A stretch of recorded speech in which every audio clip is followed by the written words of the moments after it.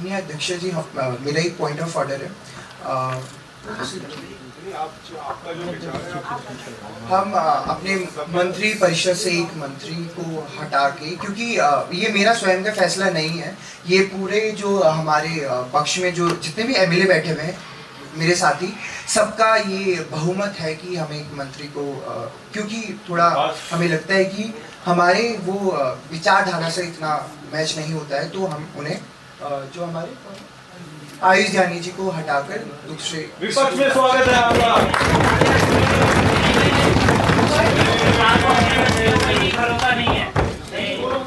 आपका स्वागत है।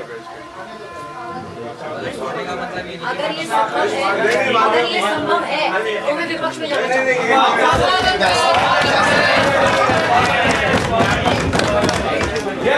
माननीय अध्यक्ष जी, अध्यक्ष जी, अगर हमें सबका बहुमत है, माननीय अध्यक्ष जी, हमारे मानना है अगर किसी भी नेता की हमारी जो पॉलिटिकल जो भी हमारी विचारधारा है, अगर उससे उनको कुछ भी आपत्ति है तो उनके ऊपर, उनके विवेक के ऊपर हम छोड़ना चाहेंगे। लेकिन सभी नेताओं का और जितने भी मेरे मंत्रिपरिषद में लोग बैठे हुए हैं उनका मानना है, सर्वसम्मति है कि उनको बर्खास्त किया जाए अभी के। और हम विमेन और चाइल्ड मिनिस्ट्री है, तो काफी विपक्ष के लोगों का कहना भी था कि एक महिला का प्रतिनिधित्व नहीं है, तो हम महक भंडारी जी को इस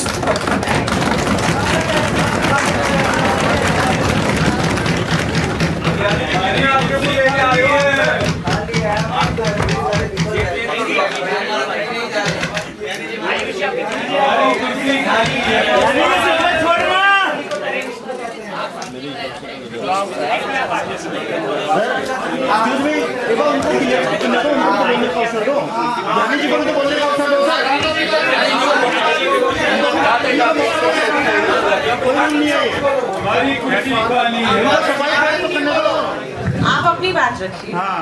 देखिए, मेरा ये मानना है कि आज ये विधानसभा लगी है और जिस विचारों के साथ आप आए थे, अगर यही विचार आगे ना पहुंच पाए तो बताइए कितनी मुश्किल हो सकती है। हमें ये समझना होगा कि आज आप यहाँ भले ही बैठे हो, आपको वहां बैठना होगा और मेरे साथ जो जाना चाहते हैं वो जा सकते हैं।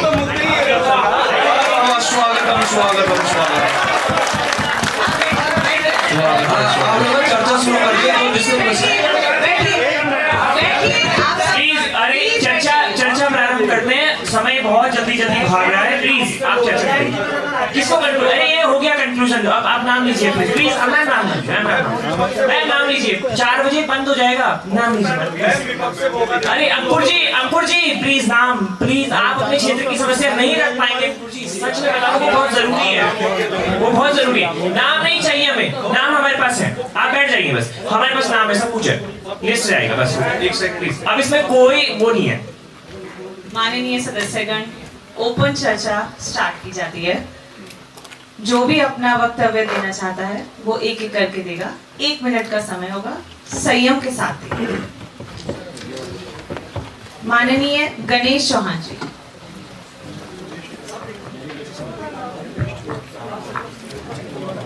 मैं सर्वप्रथम माननीय अध्यक्ष महोदय का बहुत बहुत धन्यवाद व्यक्त करता हूँ। जैसे कि मेरे विधानसभा क्षेत्र यमुनोत्री के कुछ स्थानीय मुद्दे हैं जिनको मैं आपके समक्ष रखना चाहता हूँ।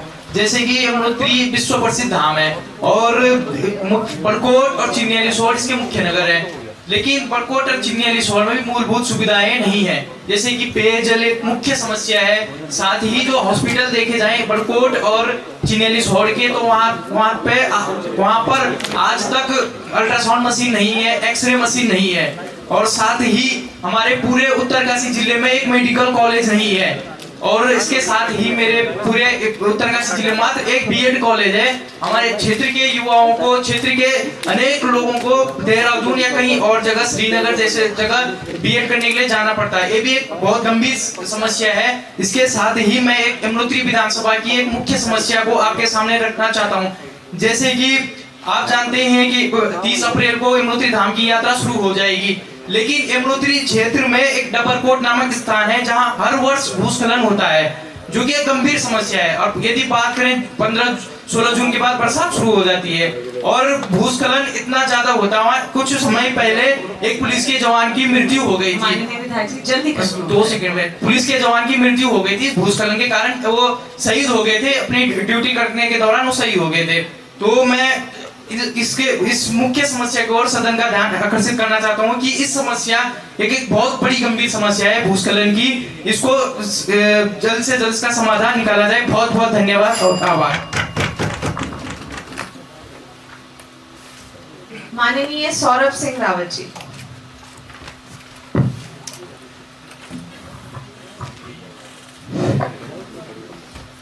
धन्यवाद स्पीकर मैडम। मैं चमोली जिले के देवाल ब्लॉक का निवासी हूँ, तो वहीं से रिलेटेड कुछ समस्या उठाता हूँ। जो मेरा 2 मुख्य समस्याओं पे मैं विचार करूंगा। पहली समस्या है आशा कार्यकर्ती और आंगनबाड़ी कार्यकर्तियों के मानदेय में वृद्धि हो, क्योंकि वो राज्य की हर योजना को ग्रामीण स्तर पर लागू करवाने का काम करती हैं, चाहे वो चुनाव का काम हो या चाहे कोई अन्य काम हो। अगर गवर्नमेंट को कोई भी सर्वे कराना होता है तो सबसे पहले उन्हीं से करवाती है। तो मैं आपके माध्यम से उत्तराखंड विधानसभा से भी अनुरोध करूंगा कि उनके मानदेय पे वृद्धि की जाए। और दूसरा मेरा सवाल है कि मैं चमोली जिले के जो दूरस्थ क्षेत्र से आता हूँ, वहाँ पर एशिया का सबसे बड़ा बुग्याल है, सबसे बड़ा मीडो है अली एंड बेदली बुग्याल। मेरा ये प्रश्न है कि सरकार बुग्यालों के संरक्षण के लिए कोई कार्य क्यों नहीं कर रही है, जब हम दिन प्रतिदिन देखते हैं कि बुग्यालों में भूस्खलन जैसी स्थितियां उत्पन्न हो रही हैं। बुग्याल इतने नाजुक होते हैं कि वहाँ कोई पेड़ नहीं होते हैं, तो वहाँ की मिट्टी को थामने का काम वहाँ की मिट्टी ही करती है, वहाँ की घास करती है। तो मेरा सरकार से अनुरोध है कि उन बुग्यालों की ओर ध्यान दिया जाए। मैडम बस 10 सेकंड और लूंगा। कुछ पंक्तियां हैं कि अगर आज मेरी इस देहरादून में भी बैठे पे बात ना सुनी गई, सरकार ने इस बात को ना सुना, तो कुछ पंक्तियां हैं कि सुना था बेहद सुनहरा है देहरादून, सुना था कि बेहद सुनहरा है देहरादून, समंदर सा खामोश गहरा है देहरादून, मगर एक माँ की सुध ना ले पाया, मगर एक माँ की सुध ना ले पाया, तो लगता है गूंगा और बहरा है देहरादून। धन्यवाद अध्यक्ष महोदय। माननीय अंकुर सैनी।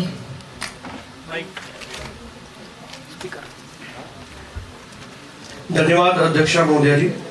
मैं अंकुर सैनी नगला जबरेड़ा विधानसभा से प्रतिनिधित्व कर रहा हूँ और मेरे यहाँ माननीय अध्यक्ष जी एक रुड़की शहर है और मैं चाहता हूँ कि उसको जिला घोषित किया जाना चाहिए। और दूसरा मुद्दा मेरे यहाँ पर किसानों से संबंधित है, उनका समय पे भुगतान नहीं होता है मिल के द्वारा, और जो मूल्य गन्ने का जो मूल्य होता है 375 उसको 500 रुपये की मैं मांग करता हूँ। और दूसरा मेरा एक मुख्य मुद्दा है मैम कि जो एनसीआर में दिल्ली और मेरठ तक मेट्रो रेल आ गई है, तो हम सत्ता को और विपक्ष को मिलकर के एक उस योजना को भी अपने मेरठ से रुड़की हरिद्वार और ऋषिकेश देहरादून तक भी लाना चाहिए ताकि यहाँ पर और सुविधा बेहतर हो सके। और दूसरा मेरा मुद्दा है कि माइनर की समस्या, हमारे यहाँ जो किसानों को जो सिंचाई करते हैं ना, तो काफी किसान वंचित है सिंचाई से। जो माइनर होती है, जो जिसमें को पानी जाता है नाले वगैरह, उनकी सही समय पे सफाई नहीं हो पाती है और किसान जो है वो वंचित रह जाते हैं सिंचाइयों से। तो मेरा एक ये मुद्दा है कि इसको जो है इस पे कार्य भी होना चाहिए और जनसंख्या कानून नियंत्रण भी लागू होना चाहिए। मैं इसका पूर्ण रूप से जो है जल्दी से जी धन्यवाद।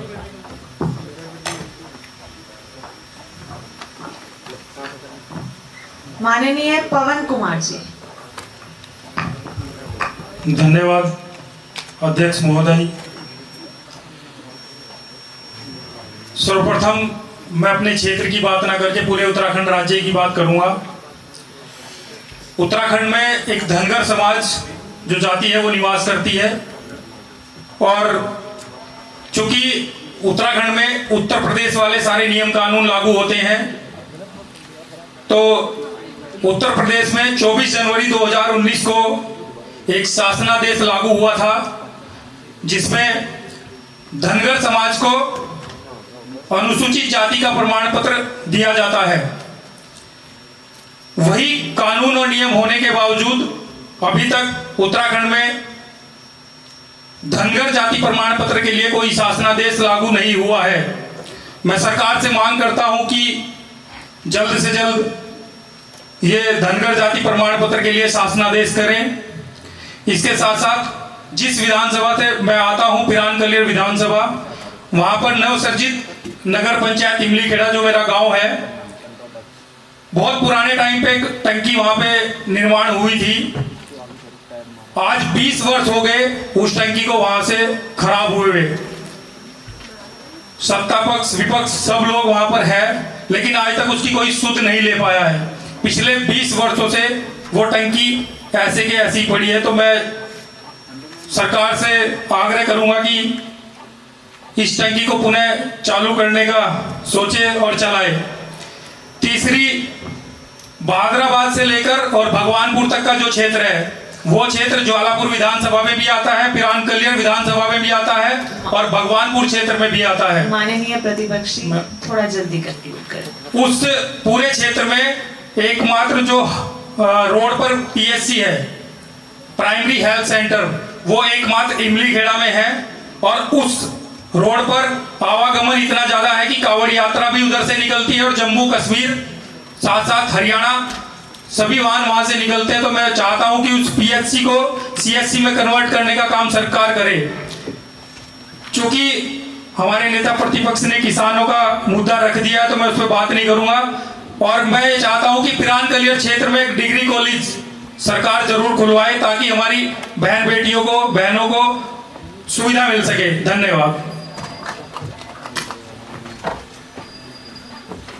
माननीय सुमन राणा जी।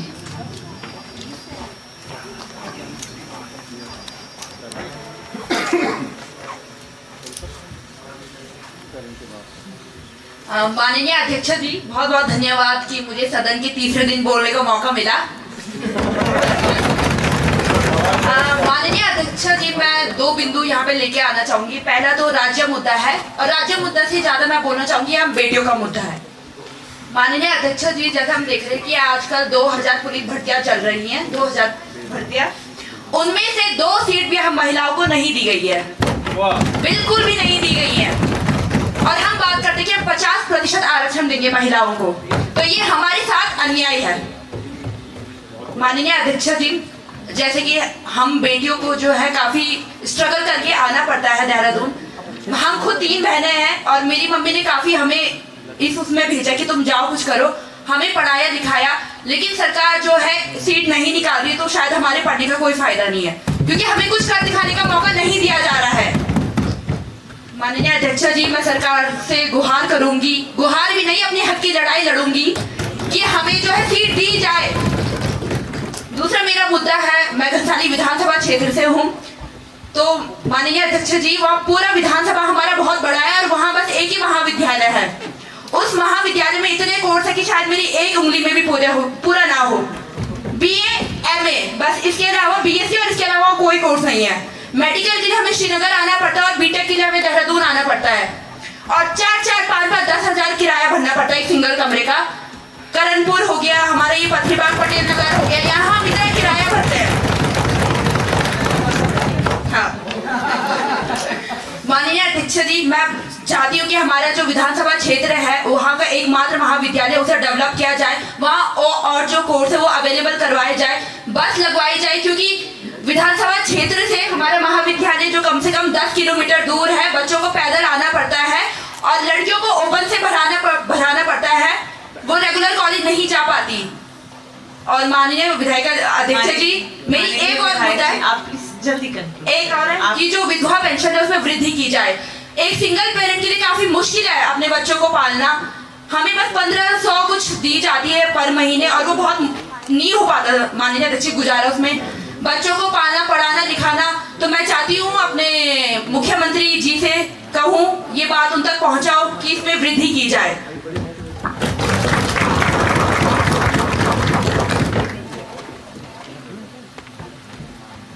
माननीय नीति जुरान जी।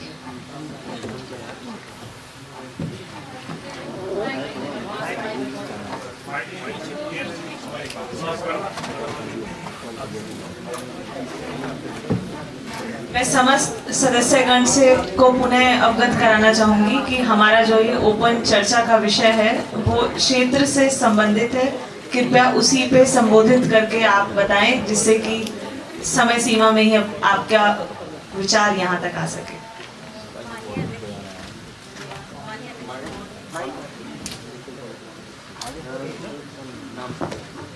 हेलो, माननीय अध्यक्ष महोदय, सम्मानित अतिथिगण और मेरे युवा साथियों, आज इस विधानसभा में मंच में एक महत्वपूर्ण उत्तराखंड में पलायन की समस्या अपने टिहरी से रखना चाहती हूँ। डिस्ट्रिक्ट टिहरी से, विधानसभा प्रतापनगर से। हमारे क्षेत्र में पलायन की बहुत समस्या है। लोग बाहर जा रहे हैं। अगर हमारे राज्य में कुछ नई चीज़ें होगी तो बहुत कुछ हमारे गाँव में ही रहेंगे लोग। और हमारे गांव में हमारे क्षेत्र में शिक्षा, चिकित्सालय और पानी की समस्या है। इसके लिए आप अगर अच्छा करेंगे तो बहुत अच्छा होगा। धन्यवाद।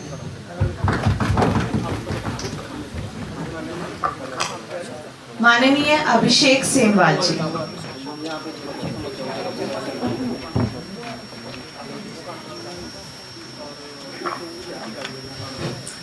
माननीय अध्यक्षा जी, मैं सरकार से यह चाहता हूं कि शिक्षा और स्वास्थ्य पर पब्लिक प्राइवेट पार्टनरशिप मॉडल स्थापित किया जाए। शिक्षा और स्वास्थ्य के लिए हर ब्लॉक लेवल पर या फिर हर विधानसभा में सेंटर ऑफ एक्सीलेंस स्थापित किए जाएं।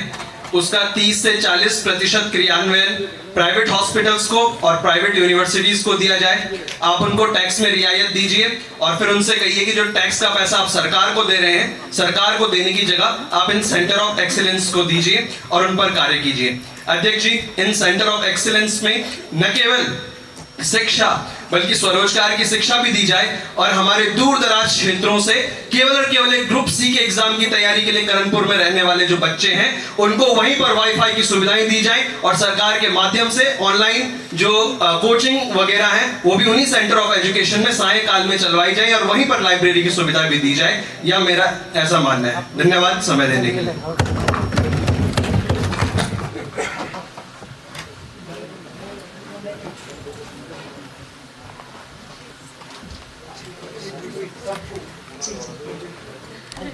मैं फिर से दोहराना चाहूंगी, पुनः अवगत कराना चाहूंगी, आप अपने विचार अपने क्षेत्र से संबंधित रखें।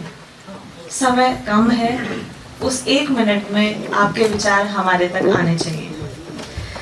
माननीय प्राची कोठारी जी।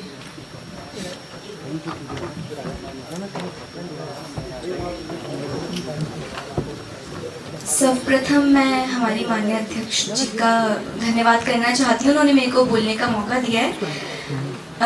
अध्यक्ष महोदय, मैं सबसे पहले आज शुरुआत उत्तराखंड की राजधानी से करना चाहती हूँ। आज मुद्दा उस नदी का है जिसने कभी राजधानी उत्तराखंड में यहाँ के जनवासियों की प्यास तृप्त करी थी। जी हाँ महोदय, मैं रिस्पना नदी की बात कर रही हूँ। आज मसला यह नहीं है कि किसने नदी खराब करी या किसका घर नाले से जुड़ा है। आज मसला यह है महोदय कि कौन सी सरकार थी जिसने होने दिया।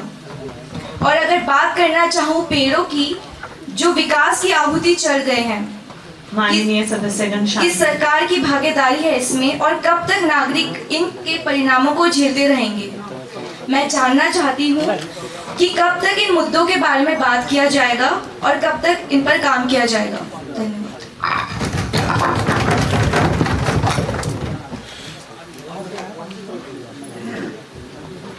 माननीय अभिनव जी। माननीय अध्यक्ष जी को मेरा प्रणाम और पक्ष और विपक्ष में सभी बैठे हुए युवा विधायकों को मेरा प्रणाम। मैं चौबटा खाल विधानसभा का प्रतिनिधित्व करने जा रहा हूँ। मैम, हमारे यहाँ जो मुख्य समस्या है वो यातायात संबंधी है। हमारे यहाँ जो अभी आप पेपर देखेंगे मैम, जो नेता प्रतिपक्ष जी। ओके मैम, जो कॉलेजों के पेपर चलते हैं तो मैम ये मई और जून के समय में होते हैं, पर जबकि मई और जून के समय में मैम जो बसें रहती हैं वो पूरा मैम 4 धाम यात्राओं में मैम लग जाती हैं मैम, जिस कारण मैम जो लोग हैं मैम उनको मैम छात्राओं को मैम बहुत समस्याएं होती है मैम, क्योंकि पेपर सुबह के टाइम पे होता है और मैम उसके कारण मैम उनको बहुत ज़्यादा पैदल अप डाउन करना पड़ता है या वहीं उनको रेंट पे लेके रहना पड़ता है। मैम कार्य की दृष्टि से हमारा जो जिला है मैम वो थैलीसैंड जिला है और हमारे जो जिले में 5 महाविद्यालय आते हैं। मैम हमने मैम सरकार के पास मैम अभी तक मैं अपने महाविद्यालय का मैम छात्र संघ अध्यक्ष भी रह चुका और मैम मैंने कम से कम मैम 30 से मैम 35 मैम मैंने कर्म संख्या मैम पत्रों की मैम सरकार को भेजी। मैम जो हमारे मैम पूरे देश में मैम जो हमारी 2 रेजिमेंट हैं मैम सबसे बड़ी हैं मैम हमारे यहाँ उत्तराखंड से मैम, एक गढ़वाल रेजिमेंट और एक कुमाऊं रेजिमेंट है। और जो मैम सबसे ज़्यादा हमारे यहाँ से मैम युवा निकलते हैं मैम वो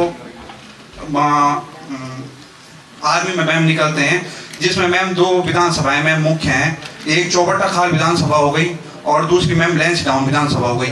मैम जो इनमें जो कॉलेज हैं मैम उनमें हमने एनसीसी की बात की थी ताकि मतलब युवाओं को जो भर्ती में जाना चाह रहे हैं उनको मैम थोड़ा छूट मिल सके और अभी तक हमारी जो ये मांगे थी वो सरकार ने पूरी नहीं की। तो मैम ये मैं बात मैम यहाँ से मैम सरकार तक पहुँचाना चाहूँगा मैम, प्लीज़ मैम ये बात आप आगे पहुँचाइए।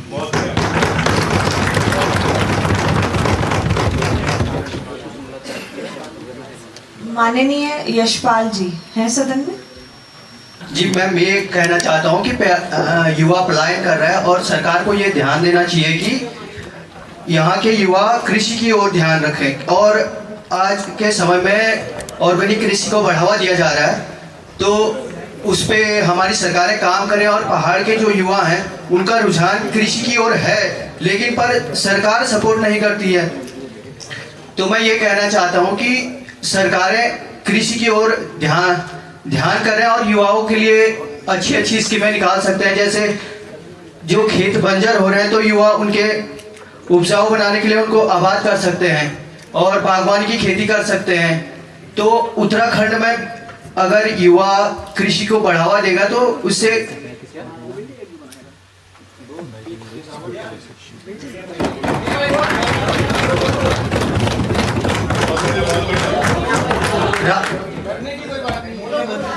बताइए आप बताइए।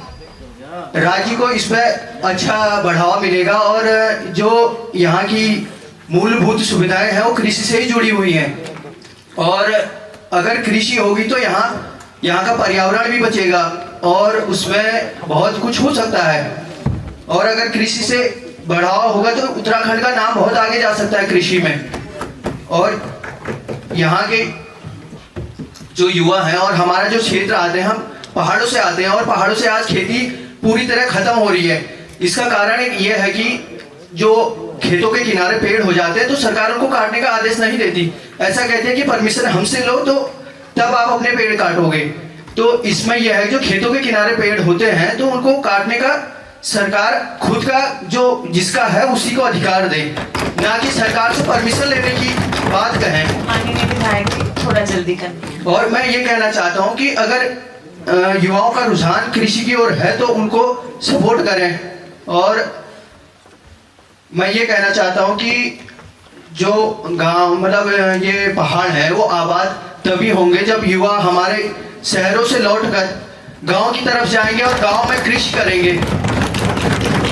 और पहाड़ तभी बच सकता है जब यहाँ से युवा जो शहर में आ गए हैं और लौट के नहीं जाते हैं, शहर में ही बस जाते हैं, तो उनसे अनुरोध है कि शहरों गांव अपने गांव की तरफ जाएं और गांव में ध्यान दें। माननीय विधायक जी समय सीमा अवधि समाप्त हो गई है। और मैं एक कहना चाहता हूं कि तुमने गांव एक पंक्ति कहना चाहता हूं ये, तुमने गांव तब नहीं छोड़ा जब गांव को तुम्हारी जरूरत थी, तुमने गांव तब छोड़ा जब गांव ने तुम्हें स्वीकारा है।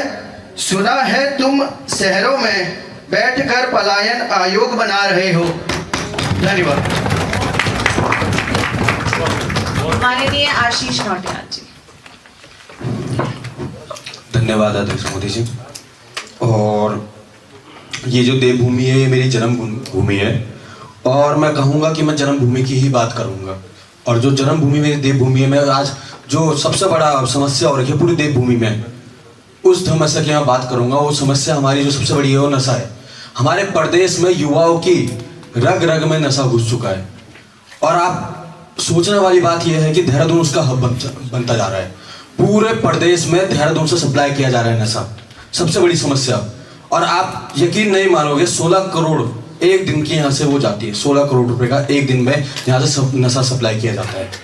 असल में कल का आया हुआ कोई नया बच्चा, कोई किसी DIT हो या ग्राफिक कॉलेज हो, कोई से भी कॉलेज हो, वो आके यहाँ पता कर लेता है कि कौन से एरिया में कहाँ से क्या मिलेगा उसे। गांजा मिलेगा, हेरोइन मिलेगी, पता नहीं क्या क्या नाम है उनका, सॉरी मैं बोल भी नहीं पा रहा, तो ऐसे ऐसे कुछ नाम है।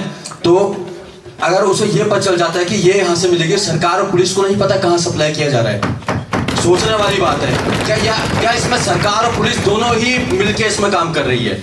सबसे बड़ी समस्या ये है। दूसरा, आप देखोगे पहाड़ी और जो पहाड़ के जो आप पहाड़ों में वो देख रहे होंगे आपदा आती है, तो माननीय अध्यक्ष जी, हिमाचल में जो सबसे ज्यादा आपदा आती है उसका रीजन ये है कि वहाँ गांव-गांव में पहाड़ों में ट्रेन को छोड़ दी गई है, वहाँ बड़े बड़े विस्फोट करे जा रहे हैं पहाड़ों के अंदर, तब जाके वहाँ आपदा आ रही है। और आज यही स्थिति अब उत्तराखंड में हो रही है। माननीय, मैं बस थोड़ा सा और समय लूंगा, मैं आपको ये बात खत्म करता हूँ। और आप कभी रुद्रप्रयाग चमोली साइड जाओगे तो आप देखोगे एक तोता घाटी से लेके पूरा एरिया, वो रोज कहीं ना कहीं पहाड़ टूटता है और फिर वहाँ JCB लगे रहते हैं। तो इसका जो सबसे बड़ा रीजन है वो पहाड़ों में ट्रेन घुसना है। और मैं कुछ युवाओं के ऊपर एक 2-3 लाइन है, मैं वो कहना चाहूंगा, उसके बाद मैं अपनी बात थोड़ा जल्दी कंक्लूड करें, आपका समय अवधि समाप्त हो चुकी है। जी बिल्कुल, मैं कुछ चंद लाइन है। तोड़ हार की जंजीरों को समा जीत का बांधो तुम, तोड़ हार की जंजीरों को समा जीत का बांधो तुम, कहाँ अकेले खोए से हो त्याग शोक को जागो तुम। युवा शक्ति हो, युवा जोश हो, युवा शक्ति हो, युवा जोश हो, बादल के गर्जने का घोष हो, युवा शक्ति हो, युवा जोश हो, बादल के गर्जने का घोष हो, स्वयं ज्वाला की लपेट हो तुम, फिर क्यों ऐसे पड़े मदहोश हो। कहाँ भटकते गलियों में हो, अंबर है आवाज तुम्हारा, कहाँ भटकते हो इन गलियों में, अंबर है आवाज तुम्हारा, तारे संग सब तुम्हारे हैं, तुम बिन सुना आकाश सारा। तुम भविष्य की अभिलाषा हो, तुम भविष्य की अभिलाषा हो, सूखे चेहरे की आशा हो, श्रेष्ठ राष्ट्र की बुनियाद हो तुम, बल पुरुष परिभाषा हो तुम। शास्त्र तुम्हारा स्वाभिमान है, शास्त्र तुम्हारा स्वाभिमान है, इसका तुम साधन करो, शास्त्र तुम्हारा स्वाभिमान है, इसका तुम संधान करो, योग साधना से रत होकर शक्ति का आह्वान करो, कोशिश करो, कोशिश करना धर्म तुम्हारा, कोशिश करना धर्म तुम्हारा, फल की चिंता त्याग दो, कोशिश करना धर्म तुम्हारा, फल की चिंता त्याग दो, इतिहास देखता रह जाएगा, उठो लक्ष्य को साथ दो। बहुत बहुत धन्यवाद। माननीय सौरभ चंद्र।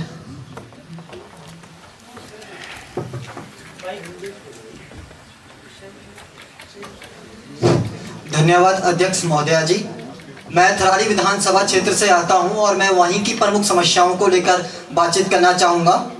माननीय अध्यक्ष महोदया जी, मैं आपको जानकारी के लिए बता दूं कि वर्तमान में वन विभाग के द्वारा 500 से ज़्यादा अधिक लोगों को एक जो नोटिस प्रदान किया गया है, उसमें कहा गया है कि वो ज़मीन जो उनके पास जिस पे वो रह रहे थे उसको खाली करने के निर्देश वन विभाग के द्वारा दिया गया है। और हम सरकार से निवेदन करते हैं कि वो जो वन विभाग है उसे वो वापस ले, नोटिस वापस ले, क्योंकि 50 लगभग 60, 70, 80 सालों से लोग वहाँ पे रह रहे हैं और अब उनका पूरा परिवार वहाँ बच चुका है। इतने समय से जो वो रह रहे थे, उनकी दुख दर्द और उनकी जो समस्या है उसको समझना चाहिए। साथ ही साथ हमारी विधानसभा क्षेत्र में अगर एक प्रमुख समस्या देखी जाए सड़क को लेकर, जो काफ़ी दिक्कतें आती हैं, तमाम सड़कें टूटी फूटी हैं, उन्हें मजबूत करना ज़रूरी है। बहुत दूर दराज इलाका अगर हम देखें, जैसे अगर बनारस साइड देखें तो वहाँ भी सड़क ठीक तरीके से पहुँची भी नहीं है, तो ज़रूरी है कि सड़क पहुँचाई जाए, क्योंकि स्वास्थ्य सुविधाओं को लेकर कहीं ना कहीं दिक्कतें आती हैं। अभी मैं यही बोलना चाहूँगा कि हॉस्पिटल्स की, जैसे मैंने पूर्व भी बात की थी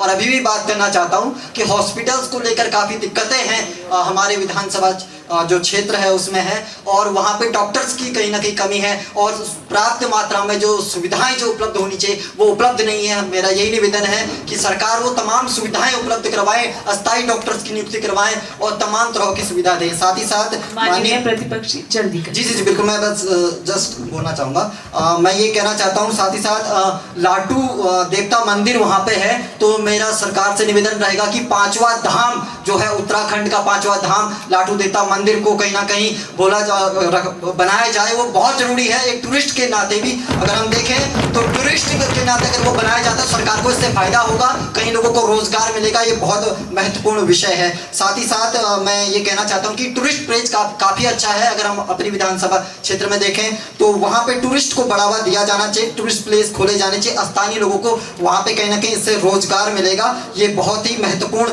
विषय है। धन्यवाद महोदय जी। मैं माननीय सदस्यगण फिर से अवगत कराना चाहूंगी, कृपया आप अपना विचार 1 मिनट में दें, जो कि आधारित है पहले से। माननीय लक्ष्यवीर सैनी। धन्यवाद लक्ष्य मुझे।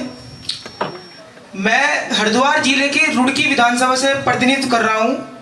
मेरे यहाँ आज के समय में सबसे बड़ी समस्या है सोलानी का पुल, जो सीबीआई आईआईटी जैसी बड़ी संस्थाओं को जोड़ता है और जिसके कारण हमारे स्कूली बच्चों को 8 से 16 किलोमीटर दूर से घूम के आना पड़ता है। मैं सरकार से गुहार लगाऊंगा कि सोलानी पुल को जल्द से जल्द बनाने की कृपा करें। और मेरा शहर शिक्षा नगरी के नाम से जाना जाता है और एक भी डिग्री कॉलेज मेरे शहर के अंदर नहीं है। मैं चाहता हूं कि एक डिग्री कॉलेज मेरे शहर के अंदर हो और बच्चों के लिए एक ग्राउंड खेलने के लिए वहाँ हो। और मेरे यहाँ सबसे ज़्यादा दिक्कत होती है, बरसात के समय में पानी की निकासी नहीं होती। कुछ एरिया ऐसे हैं, अंबर तालाब हो गया, गणेशपुर हो गया, जहाँ पानी की निकासी बहुत कम है और लोगों को बड़ी परेशानी झेलनी पड़ती है। एक मेरे शहर के अंदर रेड लाइट तो लगी है परंतु सुचारू नहीं है। मैं चाहता हूं कि रेड लाइट चले, दुर्घटना से हमारा शहर बच सकता है। एक माननीय प्रतिपक्ष अध्यक्ष जी, एक मिनट से ऊपर हो गया है, जल्दी कंक्लूड करिए। एक मेरे शहर के अंदर विद्युत विभाग द्वारा बड़ा अतिक्रमण है, बड़े बड़े ट्रांसफार्मर गणेशपुर रोड पर लगाए गए हैं। मैं चाहता हूं कि वहां से वो ट्रांसफार्मर हटकर रोड का चौड़ीकरण हो और लोगों को कोई परेशानी ना आए। एक मेरे शहर के अंदर पार्किंग की बड़ी समस्या है। लोग दुकानों पे जाते हैं, बाहर गाड़ी खड़ी करते हैं, क्रेन आती है खींच कर ले जाती है, जिससे फिर लोगों को चालान भरना पड़ता है, फिर गाड़ी हटती है। अगर वहाँ पार्किंग बन जाए तो बन सकती है। अगर संस्थाएं हमारे यहाँ आईआईटी जैसे बड़े बड़े इंजीनियर्स वहाँ बैठे हैं, अगर बैठ के उनसे बात करी जाए तो वहाँ पार्किंग बन सकती है। माननीय ठीक है, धन्यवाद अध्यक्ष महोदय। माननीय कुलदीप पवार जी। कुलदीप पवार जी हैं यहाँ पर। माननीय रूपक सोरी जी।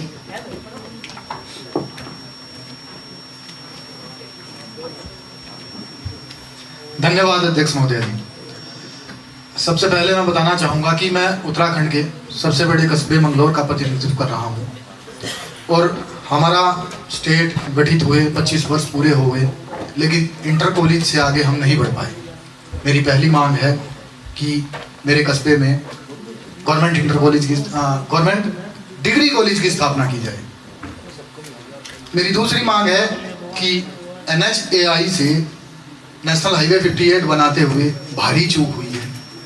सड़क के राइट हैंड साइड पे 3 बड़े रास्ते निकलते हैं, उसके लिए फ्लाईओवर की मांग करता हूं। और तीसरी जो मेरी मांग है वो समस्त प्रदेश के लिए है। हमारे प्रदेश में मुख्यमंत्री उदीयमान खिलाड़ी योजना चल रही है जो कि बहुत अच्छी है।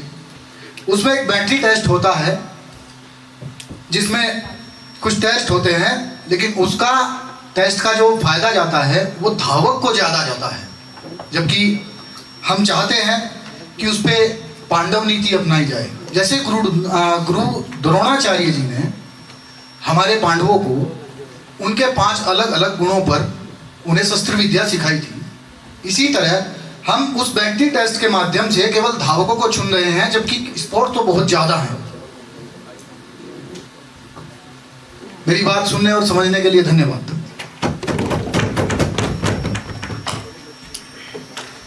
माननीय दीपक सिंह जी। जय संविधान। मैं देहरादून विधानसभा सैजपुर से आता हूं और मेरी कुछ इस प्रकार समस्या है।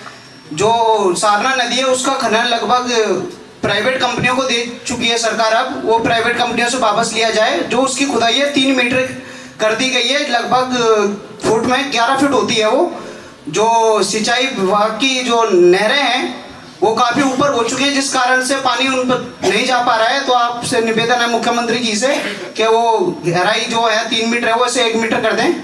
और दूसरी, डुंगा से मसराज पट्टी के लिए कच्चा रास्ता जाता है जहाँ एम्बुलेंस नहीं जा सकती। हमारी माताएं बहनाएं जब गर्भवती होती हैं तो उन्हें हमें बाइकों से लेके आना पड़ता है। ये बहुत गंभीर समस्या है, आप समझ सकते हो इस चीज़ को। तो दूसरी समस्या ये, भाऊवाला और डुंगा में पानी की टंकी नहीं है, वहाँ पानी की टंकी बनाई जाए। धन्यवाद। माननीय महक भंडारी जी।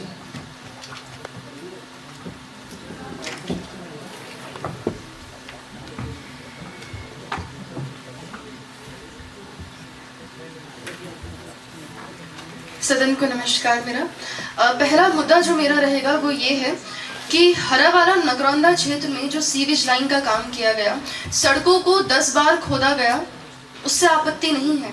आपत्ति ये है कि वो सड़कें अभी ज्यों की त्यों हैं, जिससे एक्सीडेंट्स का जो खतरा है वो बढ़ा रहता है। और फिर एक्सीडेंट के बाद जो मरीज़ है अस्पताल जाता है तो अस्पताल की भी एक जो सुविधा तो नहीं बोलेंगे, अस्पताल में जो एक प्रॉब्लम है वो ये है कि मरीज़ अंदर जा रहा है, पैसे की दिक्कत नहीं है, दिक्कत ये है कि जब वो मरीज़ बाहर आएगा तो सारे ऑर्गन्स के साथ आएगा कि नहीं आएगा। दूसरी दिक्कत ये है कि देहरादून एजुकेशन हब बन गया है, पर अभी भी मैं चाहूँगी कि एम्प्लॉयमेंट हब में भी तब्दील हो, क्योंकि यहाँ का जो यूथ है, प्रतिभा पलायन यहाँ से ज़्यादा हो रहा है। और एक चीज़ और है, एजुकेशन हब तो है, पर जो AIM और अटल लैब है, मैं चाहूँगी कि मेरे प्रदेश के हर विद्यालय, विश्वविद्यालय और राजकीय प्राथमिक विद्यालय में भी वो सुचारू रूप से कार्यरत रहें, ताकि यहाँ के बच्चे वहाँ का लाभ ले पाएँ। बस इतना ही कहना चाहेंगे। एक एम्प्लॉयमेंट हब देहरादून को ज़रूर बनाया जाए, जो ग्रेजुएट्स हैं वो 10-15 हज़ार की नौकरी पर ही ना अटके रहें। माननीय अनुज जी।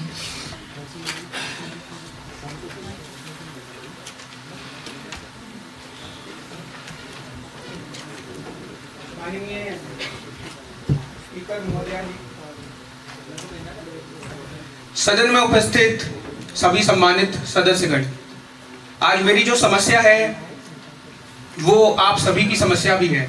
मैं देहरादून का ही निवासी हूं तो यहाँ की समस्या को उठाना चाहूँगा। देहरादून में ट्रैफिक जाम की समस्या दिन पर दिन बढ़ती जा रही है, जिससे न केवल समय की बर्बादी है बल्कि प्रदूषण और स्वास्थ्य भी इससे प्रभावित हो रहा है। इस समस्या के समाधान के लिए मैं इस सदन में कुछ सुझाव प्रस्तुत करना चाहूँगा। पहला तो सार्वजनिक परिवहन को बढ़ावा दिया जाए, ज़्यादा से ज़्यादा बसों और मार्गों में विस्तार किया जाए और बसों का बढ़ावा किया जाए। और दूसरा है कि सड़क चौड़ीकरण, प्रमुख सड़कों का चौड़ीकरण हो और व्यवस्था में सुधार किया जाए। स्मार्ट ट्रैफिक सिग्नल्स, ट्रैफिक की स्थिति के अनुसार सिग्नल्स का ऑटोमेटिक नियंत्रण किया जाए। पार्किंग की व्यवस्था, शहर में पार्किंग की पर्याप्त सुविधाएं दी जाए। और मेरा जो अंतिम सुझाव रहेगा कि साइकिल और पैदल मार्ग को यात्रियों के लिए सुरक्षित रास्ता बनाया जाए। माननीय अध्यक्ष महोदया, मेरा इस सदन से अनुरोध रहेगा कि इन सुझावों पर ध्यान दिया जाए, जिससे कि सड़क शहर की सुंदरता बनाए रखी जाए। धन्यवाद। माननीय योगराज राणा जी। योगराज।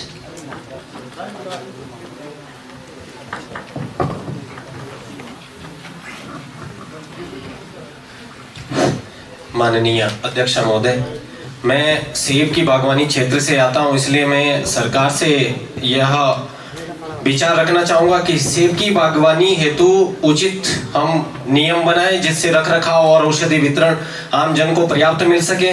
मेरे क्षेत्र में जो बुजुर्ग लोग हैं उनको वृद्धा पेंशन, विधवा पेंशन से बड़ी राहत है, इस पैसे को भी थोड़ा बढ़ा दिया जाए। मेरे क्षेत्र में जो विनाशकारी जल विद्युत परियोजनाएं चल रही है, इसकी जगह यदि हमको लाइट देने का विचार, उजाले की बात यदि हम लोग करते हैं, तो हमें सौर मिशन पे पहाड़ों पर यदि ज्यादा काम किया जाए तो बेहतर होगा। और पहाड़ में जो डॉक्टर और पैरामेडिकल का अभाव है, उसके लिए में जो स्थानीय प्रशिक्षु लड़के हैं, वो प्राथमिक उपचार के लिए भी यदि उनको हम वहीं उसी प्राथमिक केंद्र उपचार में नियुक्त कर दिया जाए, अस्थायी रूप से या अस्थायी रूप से, तो पहाड़ के लोगों को अच्छा स्वास्थ्य मिल सकता है। और पहाड़ी जिलों में जो इस प्रकार से देहरादून का लड़का ICT इंफॉर्मेशन कम्युनिकेशन टेक्नोलॉजी को बेहतर कर रहा है, तो मुझे लगता है पहाड़ का बच्चा भी यदि उसी धारा में लाना है तो उनके लिए ICT का उपयोग अपने विद्यालयों में किया जाए। और मेरे क्षेत्र में विश्व प्रसिद्ध पर्यटक जो स्थल है केदारकांठा, देवक्यारा, वहाँ की रोड और वहाँ की कनेक्टिविटी सब चीजें बहुत अस्त व्यस्त है। यदि प्रदेश सरकार पर्यटन को बढ़ावा दे रही, हम लोग उस पर भी विचार कर सकते हैं। पहाड़ों पर रोड मंत्री जी जल्दी कर जी मैं पहाड़ों पर रोड के लिए एक अच्छा डामरीकरण करवाने पर विचार करें, और जो वन कटान में लोग वन को काट रहे हैं उनको रोका जाए। और दूसरा सबसे बड़ा जो विषय हमारे क्षेत्र में जो बड़े बड़े लोग हैं, जो माफिया टाइप है, जो ठेकेदारी प्रथा कर रहे हैं या अधिकारियों को साथ मिलकर कमीशन खोरी कर रहे हैं, उसके लिए सरकार को सबसे जबरदस्त नियम बनाना चाहिए ताकि हमारा पैसा, हमारा बजट आम जन के लिए लाभकारी सिद्ध हो। धन्यवाद। माननीय रोहित नेगी जी। आदरणीय अध्यक्ष महोदय, बहुत बहुत धन्यवाद। और मैं इस सदन में सबसे सर्वप्रथम आज एक मार्च है, तो सबसे पहले सदन के माध्यम से पूरे प्रदेश को चकबंदी दिवस की हार्दिक शुभकामनाएं देता हूं। साथ ही मेरे कुछ विचार है जो लैंसडाउन विधानसभा से लेकर मैं चाहता हूं कि इस सदन के माध्यम से मैं आप सभी के सामने रखूं, और ये सिर्फ लैंसडाउन विधानसभा नहीं पूरे पर्वतीय क्षेत्र के लिए बहुत जरूरी है। तो सबसे पहले जो मेरा विषय है, और मैं चाहता हूं कि पहाड़ों में बंदोबस्त और चकबंदी अनिवार्य रूप से हो, जिससे जो पहाड़ के बेसिकली जो खेत है वो बंजर हो रहे हैं उन्हें आबाद किया जाए। दूसरा मेरा सवाल है कि पहाड़ की कृषि को मनरेगा से जोड़ा जाए ताकि जो वहाँ के काश्तकार हैं उन्हें रोजगार प्राप्त हो। तीसरा मेरा जो सवाल है वनाधिकार को लेकर लगातार क्षेत्र में मांगे उठती रहती है, तो वनाधिकार के जो नियम है उन पे संशोधन किया जाए ताकि वहाँ के लोगों को जो उनके खेतों में अगर हमें पेड़ लगाने की अनुमति है तो उन्हें काटने की भी अनुमति मिलनी चाहिए। तो इस सदन के माध्यम से मैं ये मांग सरकार के सामने रखता हूँ। और चौथा मेरा है कि जो परसिमन आने वाला है वो भौगोलिक परिस्थितियों के हिसाब से पूरे उत्तराखंड में लागू हो। इस विषय के साथ मैं आपका बहुत बहुत आभार व्यक्त कर रहा हूँ। बहुत बहुत धन्यवाद। माननीय कविंदर कुमार जी।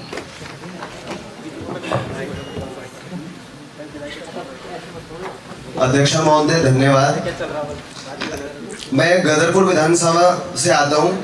माननीय अध्यक्ष महोदय, हमारे गदरपुर विधानसभा में महाविद्यालय राजकीय इंटर कॉलेज गदरपुर में संचालित किया जा रहा है। कृपया जल्द से जल्द बिल्डिंग बनाने की कृपा करें। माननीय अध्यक्ष महोदय, जो स्थान बिल्डिंग बनाने हेतु चयन किया गया है वह शहर से लगभग 8 किलोमीटर दूर है। कृपया स्थान परिवर्तन कर तहसील मुख्यालय के पास महाविद्यालय बनाया जाए, जिससे छात्र छात्राओं को आवागमन में दिक्कतों का सामना ना करना पड़े। दूसरा क्वेश्चन है महोदय, हमारी विधानसभा गदरपुर में वर्ग 4 की भूमि पर निवासित परिवारों की सूची बनाकर वर्ग 4 की भूमि को आबादी में दर्ज करने की कृपा की जाए, जिससे PM आवास योजना व अन्य सरकारी योजनाओं को वहां की जनता को लाभ मिले। तीसरा है वर्ग ख की कृषि भूमि को किसानों को जो सरकार द्वारा आवंटित की गई थी वो वर्ग 1 क में परिवर्तित करते हुए नियमितीकरण किया जाए। उसके लिए लगभग वर्ष 2020 से पोर्टल बंद है, उसे खोला जाए। हमारी विधानसभा गदरपुर की सीमा पड़ोसी राज्य उत्तर प्रदेश के जनपद रामपुर, पीलीभीत, बरेली जनपदों से लगी हुई है। इन सीमाओं से नशा तस्करी काफी फल फूल रहा है। कृपया प्रतिदिन सख्त चेकिंग अभियान व पुलिस द्वारा चलाया जाए। पांचवा, हमारी विधानसभा गदरपुर के हरिपुरा जलाशय में कीचड़ कचरा जमा है, जिस कारण पानी संग्रह नहीं हो पाता है, वह इसी कारण किसान भाइयों को सिंचाई हेतु पानी नहीं मिल पाता है। कृपया सफाई कराई जाए। छठा, सामुदायिक स्वास्थ्य केंद्र गदरपुर में डॉक्टर तो लगभग पूरे हैं, लेकिन डॉक्टर जिला अस्पताल रेफर ज्यादातर करते हैं। कृपया सामुदायिक स्वास्थ्य केंद्र को सरकार रेफर सेंटर न बनने दें। सातवां, हमारी विधानसभा में दल बाबा मंदिर परिसर। माननीय प्रतिपक्ष जी, आपका आ गया है पूरा बात। एक क्वेश्चन रह गया था। एक क्वेश्चन है माननीय अध्यक्ष महोदय, हमारी विधानसभा में अधिकतर जनजाति समुदाय से भुक्सा समाज है और वहाँ डल बाबा मंदिर परिसर में भुक्सा जनजाति के आराध्य श्रद्धेय राजा जगत देव जी की प्रतिमा स्थापित की गई थी। भुक्सा समाज के आस्था का केंद्र है, परंतु किसी असामाजिक तत्वों द्वारा व्यक्ति ने प्रतिमा को खंडित कर दिया है। कृपया उक्त प्रतिमा को पुनः स्थापित किया जाए व आरोपी पर सख्त कानूनी कार्रवाई की जाए। माननीय कृतिका जी।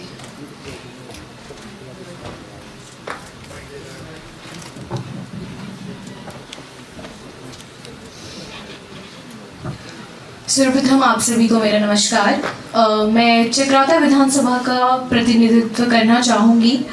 महोदया, मेरी विधानसभा में बहुत सारे क्षेत्र ऐसे हैं जहाँ पे अभी भी जाति प्रथा प्रचलन में है। कहीं सारे मंदिर, हमारे क्षेत्र में महासु देवता मंदिर है, तो वहाँ पे अभी भी मतलब ये माना जाता है कि छुआछूत को माना जाता है। मंदिरों में जो बोलना तो नहीं चाहिए, बट छोटी जात के जो लोग होते हैं, मतलब उन्हीं की भाषा में मैं बोल रही हूँ, उनको मंदिरों में प्रवेश, उनका मंदिरों में प्रवेश बिल्कुल वर्जित कर दिया जाता है। कुछ भी ऐसे त्यौहार होते हैं तो जो ब्राह्मण्स होते हैं या जो और ठाकुर समुदाय के लोग होते हैं वो सब मंदिरों में जाते हैं, और जो बेचारे मतलब ऐसे समुदाय के लोग होते हैं जिनको अधिकार नहीं होता मंदिरों में जाने का, वो देवता के दर्शन मंदिर के बाहर से गेट से करते हैं। तो मैं चाहूँगी कि इस पर थोड़ा ध्यान दिया जाए। दूसरा, मैं चाहूँगी कि मेरा जो क्षेत्र है वहाँ पे पुलिस स्टेशंस की बहुत ज़्यादा कमी है। पुलिस स्टेशन काफ़ी दूरी पे है, मतलब एक 5-6 गांवों का एक पुलिस स्टेशन तो ऑब्वियस सी बात है होना चाहिए। तो पुलिस स्टेशन 50 किलोमीटर दूरी पे जाके हैं। कुछ गांव ऐसे हैं, पुलिस स्टेशन नैनबाग में बना है, डामठा में बना है, बट मतलब कहीं भी कोई भी घटना हो जाती है या कुछ भी कोई भी गांव में घुस आता है तो इस चीज़ के लिए कोई भी मतलब सुविधा नहीं है। दूसरा, हमारे यहाँ आजकल जो बढ़ती जंगलों में आगे काफ़ी जगह मतलब इसका कुछ भी प्रावधान नहीं किया गया है। माननीय प्रतिपक्षी जल्दी से कंक्लूड करें। हाँ जी, बस थोड़ा सा मैं बोलूँगी कि हमारा जो एक लखवाड़ बांध परियोजना जो कि यमुना नदी पर चल रही है, तो उसमें जब टिहरी बांध की बात आई थी तो इसमें मुआवजा जो मिला था, मतलब मैं चाहती हूँ उसी रेट पर हमारे क्षेत्र के लोगों को भी मुआवजा दिया जाए, क्योंकि अनुसूचित जनजाति का है, इस वजह से काफ़ी कम मुआवजा मिल रहा है। तो मैं चाहती हूँ कि हमें भी सेम रेट पर मुआवजा दिया जाए। धन्यवाद। माननीय दीपक शर्मा जी। धन्यवाद अध्यक्ष महोदय जी। तो ये युवाओं की विधानसभा है, और अगर इस विधानसभा से युवाओं की बात नहीं होगी तो ये न्याय संगत नहीं होगा। तो प्रदेश में जो आज बहुत ही संवेदनशील विषय बन गया है जो है नशा मुक्ति, आज ना केवल मैं उसके बारे में बात करूंगा परंतु प्रदेश में बढ़ते तंबाकू और धूम्रपान के संचालन को भी मैं आज उसके ऊपर भी बात करना चाहूँगा। माननीय अध्यक्षा जी, मैं राजपुर विधानसभा से नियुक्त हुआ हूँ। तो आप देखेंगे कि आजकल हमारे समाज में और हमारे प्रदेश में धूम्रपान और तंबाकू का सेवन बढ़ गया है, यहाँ तक कि युवा नशे में बिल्कुल धुत रहता है। माननीय अध्यक्षा जी, कानून ये कहता है कि 500 गज की दूरी पर ना तो शराब के ठेके होने चाहिए और ना ही 100 गज की दूरी से महाविद्यालय और विद्यालयों की 100 गज की दूरी में कोई भी तंबाकू या फिर धूम्रपान का विवरण नहीं होना चाहिए। परंतु अगर जमीनी हकीकत की बात करें अध्यक्ष महोदय जी, तो हमारे प्रदेश के सबसे बड़े महाविद्यालय से जैसे ही आप बाहर निकलेंगे तो आपको किताबों की दुकान से पहले धूम्रपान की दुकानें दिख जाएंगी और वहाँ पे बीड़ी सिगरेट फूकते हुए युवा दिख जाएंगे। हो सकता है आपको उन किताबों की दुकान पे आपकी किताबें ना मिले पर आपकी मनपसंदीदा सिगरेट और बीड़ी जरूर मिल जाएगी। माननीय अध्यक्ष जी, हम बात करते हैं आज नए शिक्षा संस्थानों को बनाने के लिए, परंतु मेरा मानना है कि अगर हम पहले नशा को नहीं बंद करेंगे तो ऐसे शिक्षा के मंदिर बनाने का जो हमारा उद्देश्य है वो कभी पूर्ण नहीं हो पाएगा। माननीय प्रतिपक्षी थोड़ा 10 सेकंड में मैं कंक्लूड करता हूँ। माननीय महोदय जी, रामायण में एक बहुत ही सुंदर प्रसंग आता है। तुलसीदास जी कहते हैं कि विनय न मानत जलति जब गए 3 दिन बीत, बोले राम सकोब तब भय बिन होत न प्रीत। मान्य महोदय जी, अगर जब तक हमारी सरकार सिर्फ नोटिफिकेशन और रूल्स बनाती रहेगी नशे के ऊपर, तब तक मुझे नहीं लगता कुछ भी हो पाएगा। हमें ज़रूरत है तो एक सख्त कानून की, और हमें ज़रूरत है जो लोग असंवैधानिक तरीके से धूम्रपान और बाकी नशीले पदार्थ महाविद्यालयों और विद्यालयों के आसपास बेच रहे हैं, उन पर सख्त से सख्त कानूनी कार्रवाई हो। धन्यवाद। माननीय सूर्यकांत सैनी जी।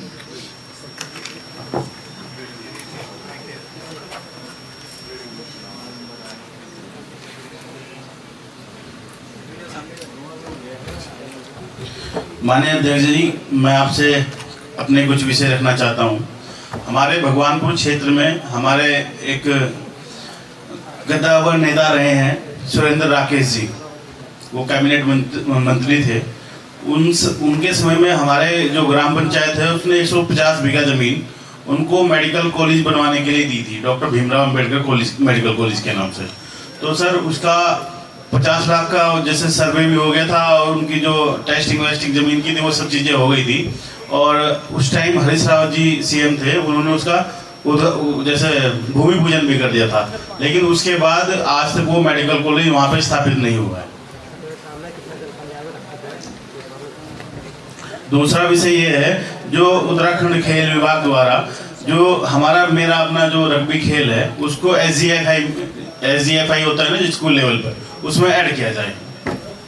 तीसरा विषय एक ये है हमारा जो जल जीवन मिशन है, उसके द्वारा हरिद्वार जिले में पूरे प्रांत में हमारे टंकी लगाने का कार्य पूरे हर गांव में किया गया है। उनके द्वारा सड़कें तो खोद दी गई हैं, सब चीज़ें हो गई हैं, लेकिन उनकी मरम्मत नहीं हो पा रही है। और 2024 एंड तक का उसका कार्यकाल पूरा करना था, लेकिन ठेकेदारों ने इतनी मनमानी कर रखी है कि सब सड़कें खोद रखी है। सरकार को बार बार चेताने के बाद भी आज तक उन पर किसी प्रकार का कोई काम नहीं हुआ। एक विषय ये था, जो प्राइवेट जॉब करने वाले हमारे जितने भी साथी भाई होते हैं, उनको जो भी इंडस्ट्रियल एरिया है, जितने भी इंडस्ट्री हैं और जितने भी प्राइवेट सेक्टर है, उनका खून चूसने का काम कर रहे हैं। अगर किसी की सैलरी 8,000 है तो वो मुश्किल से 8,200 करते हैं। 8,500 रुपये करने की उनकी क्षमता नहीं होती कभी भी। तो उनकी सैलरी में कम से कम प्रत्येक वर्ष 5 से 10% इजाफा किया जाए। माननीय प्रतिपक्षी, जल्दी कंक्लूड करें। मैडम, एक विषय मेरा मैडम ये था, जो हमारे प्रदेश में राशन कार्ड की साइटें हैं वो बहुत समय से बंद हैं, और हमारे यहाँ पे क्योंकि वो पहले हमारा जैसे पेपर में था एक राशन कार्ड, उसको फिर डिजिटल किया था, तो उन डिजिटल साइट में उसमें येलो कार्ड तो बन जाता है, लेकिन उसका जो सफ़ेद कार्ड और लाल कार्ड वो नहीं बन पाता। तो मेरा आपसे अनुरोध है कि आप जल्दी से जल्दी सरकार से अनुरोध करें कि राशन कार्ड की साइट खुल जाए। धन्यवाद। माननीय अभिषेक घनसाला जी।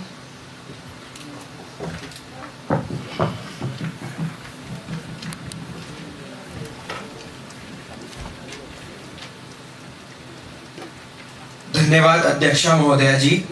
मैं चौबट्टा खाल विधानसभा क्षेत्र से आता हूं और मैं अपने कुछ पॉइंट्स रखना चाहता हूं जिन पे सरकार द्वारा काम किया जाना चाहिए।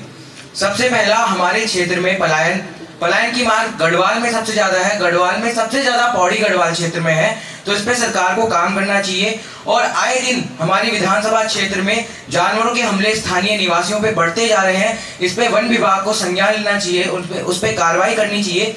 रिसेंट 3 हफ्ते पहले हिमालयन ब्लैक बेयर यानी कि रीख द्वारा 2 स्थानीय ग्रामीण लोगों को, जो कि ग्राम सभा दणखंड क्षेत्र से आते हैं, उन पे रीख ने हमला किया और उनको फिर बांगाट हॉस्पिटल लेके जाया गया। वहां पे उनको ढंग से इलाज नहीं मिला तो फिर उनको देहरादून इंद्रेश हॉस्पिटल में रेफर किया गया। तो अभी तक इस पे वन विभाग वालों ने कोई कार्रवाई नहीं करी है। तो आए दिन जो भी जानवरों के द्वारा स्थानीय लोगों पे हमले की घटनाएं बढ़ती जा रही हैं, इस पे काम होना चाहिए। दूसरी बात, हमारे क्षेत्र में पिछले 2-3 सालों से पानी की समस्या लगातार धीरे धीरे करके बढ़ती जा रही है। इस साल तो कहा जा रहा है कि पानी की कुछ ज्यादा ही किल्लत होने वाली है, तो इस पे भी सरकार को काम करना चाहिए। तीसरी बात, हर साल वनाग्नि लगती है, जंगलों में आग लगती है, लाखों करोड़ों की संपत्तियां जंगलों में जल के नष्ट हो जाती है, इस पे भी वन विभाग चुप्पी साधे बैठा है। कहीं कहीं संज्ञान में आता है, ग्रामीणों द्वारा बताया जाता है कि इस पे खुद वन विभाग के लोग उनको पैसे देते हैं कि जंगलों में आग लगाई जाए, तो इस पे भी सरकार को ध्यान देना चाहिए। और वन विभाग में जो पैसे बांटे गए हैं उन पैसों का विधायक जल्दी कंक्लूड। खबरों के अनुसार पता चला है कि उन पैसों से भी आईफोन ले लिए गए हैं। तो इस पे सरकार को ध्यान देना चाहिए। अंत में मैं कुछ पंक्तियां अपनी बोलना चाहूंगा। ढूंग बेचो मट बेचो बेची खे बजानी, लिस खूब खूबी मेरी उधेड़ी दी खाल, आज हिमालय तुमन के धत्यूं छो, जागो जागो हो म्यारा लाल, नीकरण दियो हमारी नीलामी, निहोण दियो हमारो हालाल। जय भारत, जय उत्तराखंड, जय बद्री विशाल, जय हिमालय। माननीय कैलाश सती जी।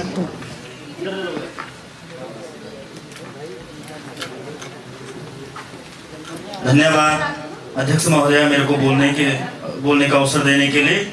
हमारे वहाँ समस्या है पेयजल की। मैं सर विधानसभा से आता हूँ और एक जो नैकड़ा पेयजल योजना है वो तकरीबन 2 दर्जन गांव से होते हुए गुजरते देवायल जाती है, जो हॉस्पिटल भी है वहाँ पे। गर्मियों में ये हाल है, वहाँ पे 2-3 दिन में एक बार पानी आता है। तो समस्या का जल्दी निवारण किया जाए, वो बरकिंडा पेयजल योजना से जोड़ा जाए या तरार पेयजल योजना से जोड़ा जाए उस गाँव को, या वो जो 10-12 गाँव हैं उनको जोड़ा जाए ताकि वहाँ पानी की समस्या को खत्म किया जाए।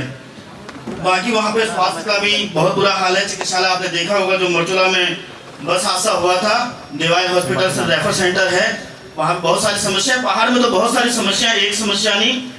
और उसके लिए चाहे पलायन हो, चाहे शिक्षा हो, स्वास्थ्य हो, उससे लंबी चर्चा हो जाएगी। लेकिन पेयजल की बहुत बड़ी आवश्यकता है, उस पर सरकार समाधान निकाले। धन्यवाद आपका समय देने के लिए। माननीय अमित पाल जी।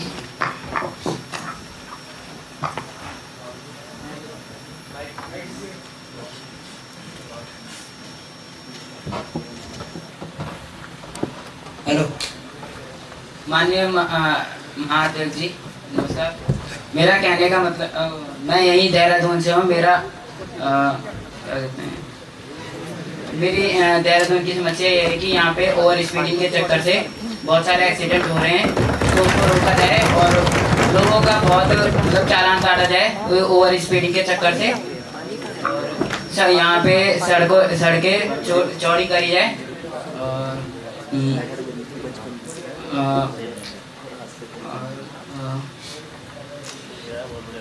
और यहाँ पे नशा मुक्ति केंद्र है, उसके लोगों को रोका जाए, नशा मुक्ति उसको दूर रखा जाए।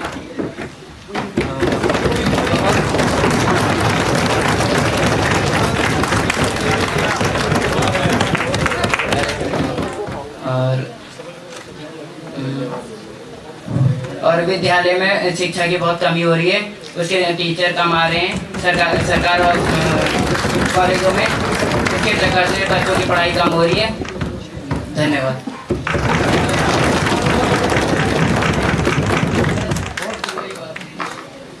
माननीय अमित महेंद्र जी।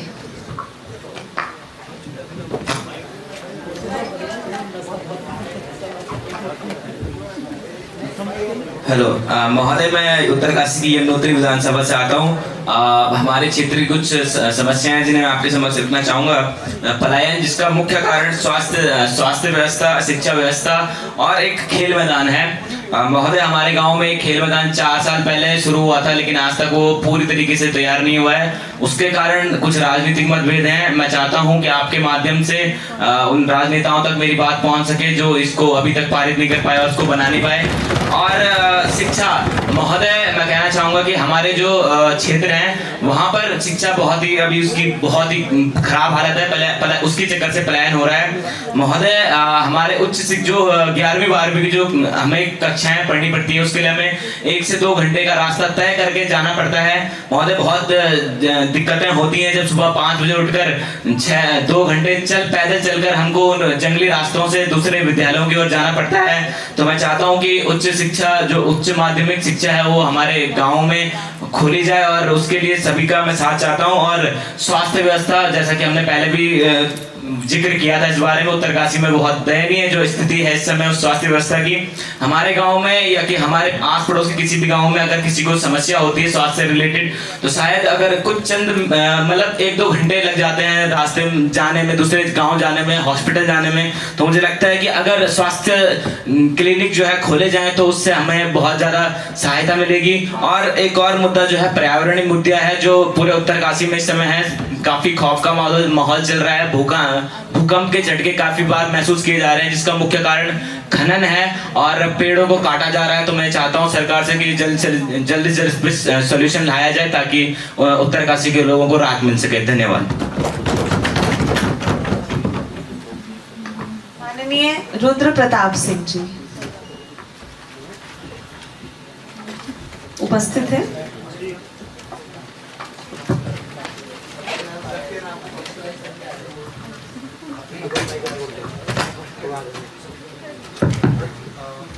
मैम एक्चुअली कोई मुझे कॉन्स्टिट्यूंसी तो मिली नहीं, लेकिन मैं उत्तराखंड के स्पेसिफिक जो भी प्रॉब्लम्स हैं उनके बारे में बोलना चाहूँगा। Like first being this problem of पलायन, जो माइग्रेशन हो रहा है यूथ का, इसके लिए मैम लाइक स्कीम्स जैसे कि वीर चंद्र सिंह गढ़वाली स्कीम जो गवर्नमेंट लेकर आई थी, इस तरीके की स्कीम्स की जरूरत है हमें। और जहाँ तक इशू है यहाँ पे इन्वायरमेंट का, तो इन्वायरमेंट है आजकल जो गर्मी के टाइम गर्मी आने वाली है और मेन इशू वहाँ पे चलेगा, जो प्रॉब्लम चलेगा फॉरेस्ट फायर्स का। तो फॉरेस्ट फायर मेनली यहाँ के जो लोकल ट्रीज है पीरूल, उसकी वजह से लगते हैं। तो उसके लिए जैसे सरकार गवर्नमेंट की जो स्कीम्स है इसकी पीरूल लाओ पैसे पाओ, इस तरीके की स्कीम्स को हमें सपोर्ट करते रहना चाहिए। और नशे का जैसे कि बताया हमें कि नशे के लिए तो हमें नशे के जो यूथ का जो माइंड है उसको कैसे चैनलाइज करना है उसकी एनर्जी को, चाहे वो पढ़ाई की तरफ हो, चाहे वो डिबेट्स की तरफ हो, चाहे इस तरीके के प्रोग्राम्स की तरफ हो। उसके लिए गवर्नमेंट को उस तरीके के कुछ ऑर्गेनाइज करना चाहिए ताकि यूथ का जो माइंड है चैनलाइज हो पाए इन तरीके की चीज़ों की तरफ। और मैम और कुछ उत्तराखंड की इश्यूज है लाइक कि यहाँ पे जो इन्वायरमेंट के मैम लाइक लैंडस्लाइड्स, फ्लड्स और यहाँ पे कॉमन है काफ़ी। तो इनके रिगार्डिंग जो यहाँ पे लोकल जो कम्युनिटीज है, लोकल कम्युनिटीज को कैसे हम यहाँ पे जंगल को बचाने के लिए ट्रेन कर सकते हैं, इस तरीके की स्कीम्स गवर्नमेंट को लाती रहनी चाहिए। लाइक वाइब्रेंट विलेज प्रोग्राम हो गया, या फिर यहाँ पे उत्तराखंड का चाइना बॉर्डर से भी कनेक्शन है, तो हमें जो बॉर्डर प्रोग्राम्स होते हैं, बॉर्डर सिक्योरिटी प्रोग्राम्स, इस तरह के प्रोग्राम्स में लोगों को ट्रेन करते रहना चाहिए। और जो लोकल यहाँ पे भिड़ंत होते रहता है लोगों का और जानवरों का, चाहे वो गुलदार बोलते हैं यहाँ पे उसको, तो उसको कैसे लोकल यहाँ के लोगों को ट्रेन करते रहना चाहिए कि कैसे उस चीज़ को टैकल कर सके। तो थैंक यू मैम मुझे अपॉर्चुनिटी देने के लिए।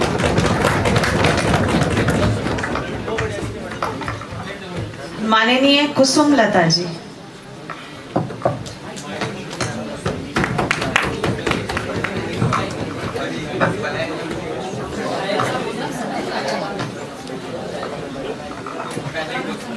सदन शांति बनाए रखें। माननीय विधायक जी। धन्यवाद अध्यक्ष महोदय जी। सबसे पहले तो मैं बहुत दुखी हूँ क्योंकि मुझे कोई शायरी नहीं आती, यहाँ चल रही थी और मैं 2 लाइन मैंने लिखी है अभी कि कुमाऊं मेरी शान है, गढ़वाल मेरी जान है, सल्ट की मैं चेली हूँ, पहाड़ मेरा स्वाभिमान है। तो सबसे पहले शुरू करते हैं। माननीय अध्यक्ष जी, मैं पाषाण काल की हूँ क्योंकि मेरे पास स्वास्थ्य का अधिकार नहीं है, शिक्षा का अधिकार नहीं है, राइट टू लाइफ जीवन का अधिकार नहीं है क्योंकि जंगली जानवर है, स्वास्थ्य का इसलिए नहीं क्योंकि मेरे वहाँ पे हॉस्पिटल नहीं है। 38 लोग मर गए हमारे वहाँ पे, लेकिन 2 लोगों को रेस्टिकेट करने से समस्या दूर नहीं हो जाती। ये लगातार हर 4 दिन में मरचुला में ये हादसे होते रहते हैं, सल्ट विधानसभा में। उसके बाद अभिव्यक्ति की आज़ादी जो 21 में आती है वो भी नहीं है क्योंकि मेरा भाई जो सल्ट विधानसभा से आता है उसको एक मीम बनाने पर गिरफ्तार कर लिया जाता है और आज तक नहीं हटाए गए। उसके बाद माननीय विधायक जी, हमारे पास इतनी सारी सड़कें, एक गांव में 3 सड़क है लेकिन वहाँ एक भी आदमी नहीं है। तो मैं ये कहना चाहूँगी कि यहाँ जो ऑल वेदर रोड बनाई जा रही है, ऑल वेदर तो हमारे भगवान देवता भी नहीं है, तो ऑल वेदर रोड क्यों आ रही है मेरे को समझ में नहीं आ रहा है। उसके बाद मैं सीधे अपने और बात करती हूँ, 1 मिनट। हाँ, उसके बाद जो हमारा क्षेत्र है माननीय अध्यक्ष जी, वो बहुत ज़्यादा पिछड़ा हुआ क्षेत्र है। हर घर में नल तो है लेकिन हर घर में जल नहीं है, हॉस्पिटल नहीं है। जो माननीय अध्यक्ष जी, वहाँ पे जो हादसा हुआ था, जो 36 लोग मरे थे, मैं उस टाइम वहीं मौजूद थी। तो वहाँ पे उन लोगों को ग्रामीण लोगों ने उठाया था और जो ग्रामीण लोग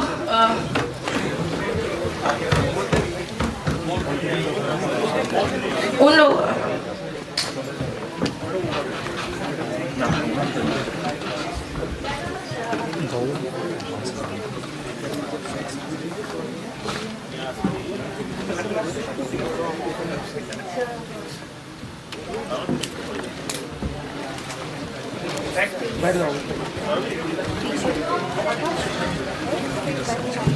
माननीय मंत्री जी, आप कंटिन्यू करें, बैठ जाए, बोलते रहे। हाँ माननीय अध्यक्षा जी, तो मैं कहना चाह रही थी कि हर घर नल तो है लेकिन हर घर में जल नहीं है, और शहर से इतना पास होने के बाद भी हमारा क्षेत्र जितना पास है उतना ज़्यादा पलायन हमारे क्षेत्र में हुआ है। और जो हादसा हुआ था उसमें जो प्रशासन के अधिकारी थे वो शरीर इतने ज़्यादा ध्वस्त हो चुके थे कि वो उठाने को तैयार नहीं थे। आधे से ज़्यादा शरीर जो है ग्रामीणों ने निकाले हैं। तो पहला सगा पड़ोसी होता है, इसलिए हमें अपने राज्य पर ध्यान देना चाहिए। और अभी अंकिता भंडारी क्योंकि हम लगातार लड़ रहे हैं, मैं वो भी आपके सामने रखना चाहूँगी। हम थक गए हैं। सरकार से मेरा एक ही निवेदन है, क्योंकि हम अगर अपने विधायक को फोन करते तो हमें सीधे गालियां पड़ती हैं। मैं उस क्षेत्र सल्ट से हूँ, तो इसीलिए मैं यहाँ से अपने उनसे वो करना चाहूँगी कि हमारे क्षेत्र में, क्योंकि युवा तो वहाँ है ही नहीं, तो जो बच्चे लोग हैं उनके लिए अच्छी, क्योंकि काफ़ी योजनाएं हमारे पास हैं, तो उनको संज्ञान में लिया जाए, जैसे हमने बताया आपको। और आखिर में मैं ये कहना चाहूँगी कि सरकार से मेरा एक ही निवेदन है कि मेरा पहाड़ या हमारा पहाड़ हमें लौटा दो, हमारा पहाड़ हमें लौटा दो। और दूसरा मैं ये कहना चाहूँगी, बस अपनी लाइन खत्म करते हुए मैं ये बात कहना चाहूँगी कि भूखे बाघ की दहाड़ हूँ मैं, पहाड़ हूँ मैं, पहाड़ हूँ मैं, पहाड़ हूँ मैं। जय पहाड़ी, जय पहाड़, जय कुमाऊँ, जय गढ़वाल। धन्यवाद।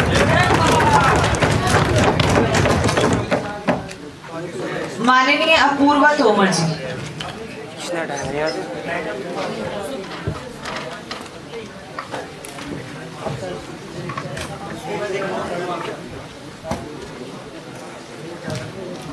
हेलो, माननीय अध्यक्षा जी, मैं यही कहना चाहूंगी कि मुझे कुछ पंक्तियां याद आती हैं प्रदीप सैनी जी की कि प्रधानमंत्री की आलोचना करना लोगों के लिए आसान है, मुख्यमंत्री की करने में थोड़ा खतरा है, विधायक की करोगे तो पिटाई हो सकती है, लेकिन प्रधान की करोगे तो पिटाई तो तय है। अब मैं ये बोलना चाहूंगी कि मैं सहसपुर के गांव से आती हूँ, पर विद गॉड्स ग्रेस मेरे माता पिता ने मुझे ऐसी कोई भी कमी नहीं रहने दी है। अच्छे स्कूल से पढ़ाई कराई, अच्छी अभी भी बहुत अच्छे कॉलेज से पढ़ा रहे हैं। पर मेरे घर के ठीक बगल में एक गवर्नमेंट स्कूल है, तो अब इतने करीब से देखा है, तो उसी की एक छोटी सी समस्या मैं यहाँ रखना चाहूंगी कि वहाँ पर क्या होता है कि बच्चों की कमी की वजह से टीचर नहीं आते हैं, टीचर कभी आ रहे हैं कभी नहीं आते हैं, और भले बच्चे वहाँ पे 10 हो या 15 हो, पर सरकार का काम है वहाँ पे टीचर प्रोवाइड करना, और मेरे हिसाब से वो होना चाहिए। बाकी मैं एक छोटी सी समस्या और रखना चाहूंगी कि जो प्रधान है हमारे गांव के, वो उनकी जो पूरी गली है वहाँ पर स्ट्रीट लाइट्स हैं, लेकिन उनका अब स्ट्रीट लाइट बांटने में भी पता नहीं क्या किस तरीके की पार्शियलिटी वो करते हैं, क्योंकि हर पड़ोसी के आंगन में स्ट्रीट लाइट है लेकिन पूरे गांव में स्ट्रीट लाइट नहीं है। बाकी यही थोड़ी समस्याएं थी जो मैंने देखी है, और मैं यही कहना चाहूंगी बस। धन्यवाद। माननीय इस्माइल जी। माननीय परवेज जी। माननीय कैलाश सती जी।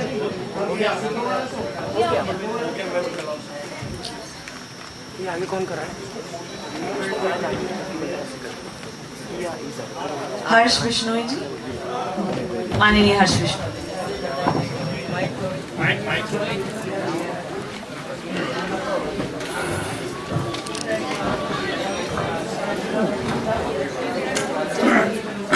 हेलो,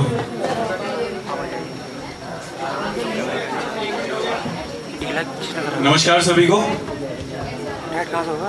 मैं प्रतिनिधित्व कर रहा हूँ बेजुबान पेड़, जानवर, चिड़िया और पक्षियों का, माननीय सदस्यगण शांति बनाए रखें। जो अपना प्रतिनिधित्व नहीं कर सकते थे, मैं आज उनकी तरफ से हूँ। मैं वैसे मसूरी विधानसभा का एक मुद्दा उठाना चाहता हूँ।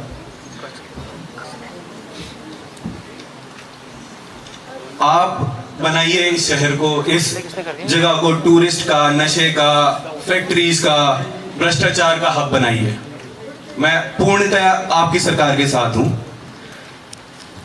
लेकिन इस आधुनिकता के नाम पर पेड़ों की कटाई जो हो रही है वो गलत है। जो नदियों में खनन कर उन्हें खोखला बनाया जा रहा है वो गलत है। मैं ध्यान आकर्षण करना चाहूंगा, कल ही हमारे यहाँ दिलाराम चौक से सेंचुरी मॉल तक एक आंदोलन किया जा रहा है यही पेड़ बचाने के लिए, पर्यावरण बचाओ आंदोलन, जिसमें भानियावाला ऋषिकेश में 3300 पेड़ काटे जाएंगे, उसके खिलाफ असरेडी झाझरा में 6500 पेड़ काटे जाएंगे, झाझरा मसूरी 18,000 पेड़ चिन्हित हो चुके हैं। मैं उसके खिलाफ यहाँ पर आवाज उठाना चाह रहा हूँ। हमारे मुख्यमंत्री कह रहे थे कि हमें समय नहीं मिल पाता, जरूरी काम रहते हैं, लेकिन मैं उनका ध्यान केंद्रित करना चाहूंगा। वो ये भी कह रहे थे कि हम 10 साल बाद अपना प्रदेश अपना देश ऐसा नहीं देखना चाहते। मेरे मुख्यमंत्री शायद अभी कमर पर ऑक्सीजन टैंक देखना चाहते हैं। वो अगले युवा विधानसभा में हमारी कमर पर ऑक्सीजन टैंक नहीं हुआ तो मैं मतलब घुटनों से आऊंगा यहाँ पे, अगर ये पेड़ों को काटने नहीं रोका गया। मेरी जड़ें उस रेगिस्तान से हैं जहाँ पे हमने पेड़ लगा के, जहाँ पर हमने खेती करके दिखाया है, और यहाँ मैं देख रहा हूँ कि यहाँ हरे भरे पेड़ काटे जा रहे हैं, बहुत ज्यादा काटे जा रहे हैं, नदियों को खनन करा जा रहा है। दूसरा मुद्दा यह है कि पहाड़ों पे जो विकास की सड़कें बनाई जा रही हैं, वहाँ पे जो सड़कों का चौड़ीकरण करा जा रहा है, वहाँ पे बम्बार्डिंग करी जा रही है, हॉट मिक्सर प्लांट लगाए जा रहे हैं। और कल ही हमने सुना कि ग्लेशियर को नुकसान हुआ, वहाँ का ग्लेशियर टूटा। माणा में ग्लेशियर टूटने से 57 मजदूर उसमें फंसे हुए हैं। ये किसी और चीज का कारण नहीं है, ये सब पेड़ों की कटाई और सब हिमालय को नुकसान पहुंचाने का कारण है। आखिरी में मैं एक छोटी सी बात कहना चाहूंगा, ध्यान केंद्रित करना चाहूंगा आप सभी का, कि it is difficult to do simple things.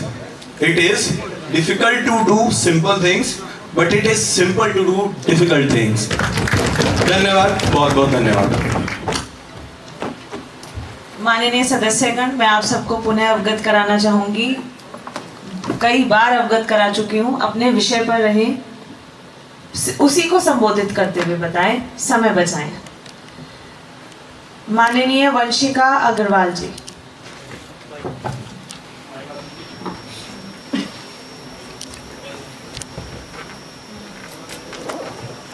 Honourable speaker, मैं एक बहुत इम्पॉर्टेंट इशू आप लोगों के सामने लाना चाहती हूँ।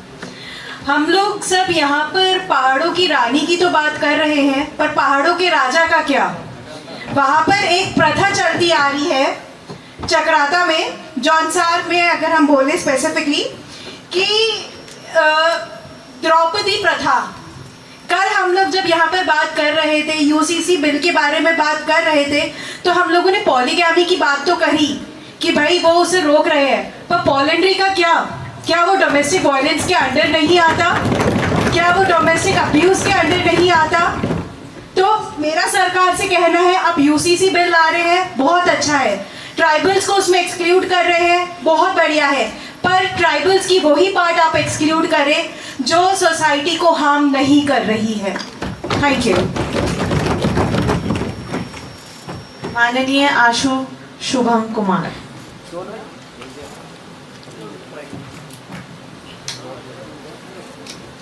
धन्यवाद अध्यक्ष महोदय जी।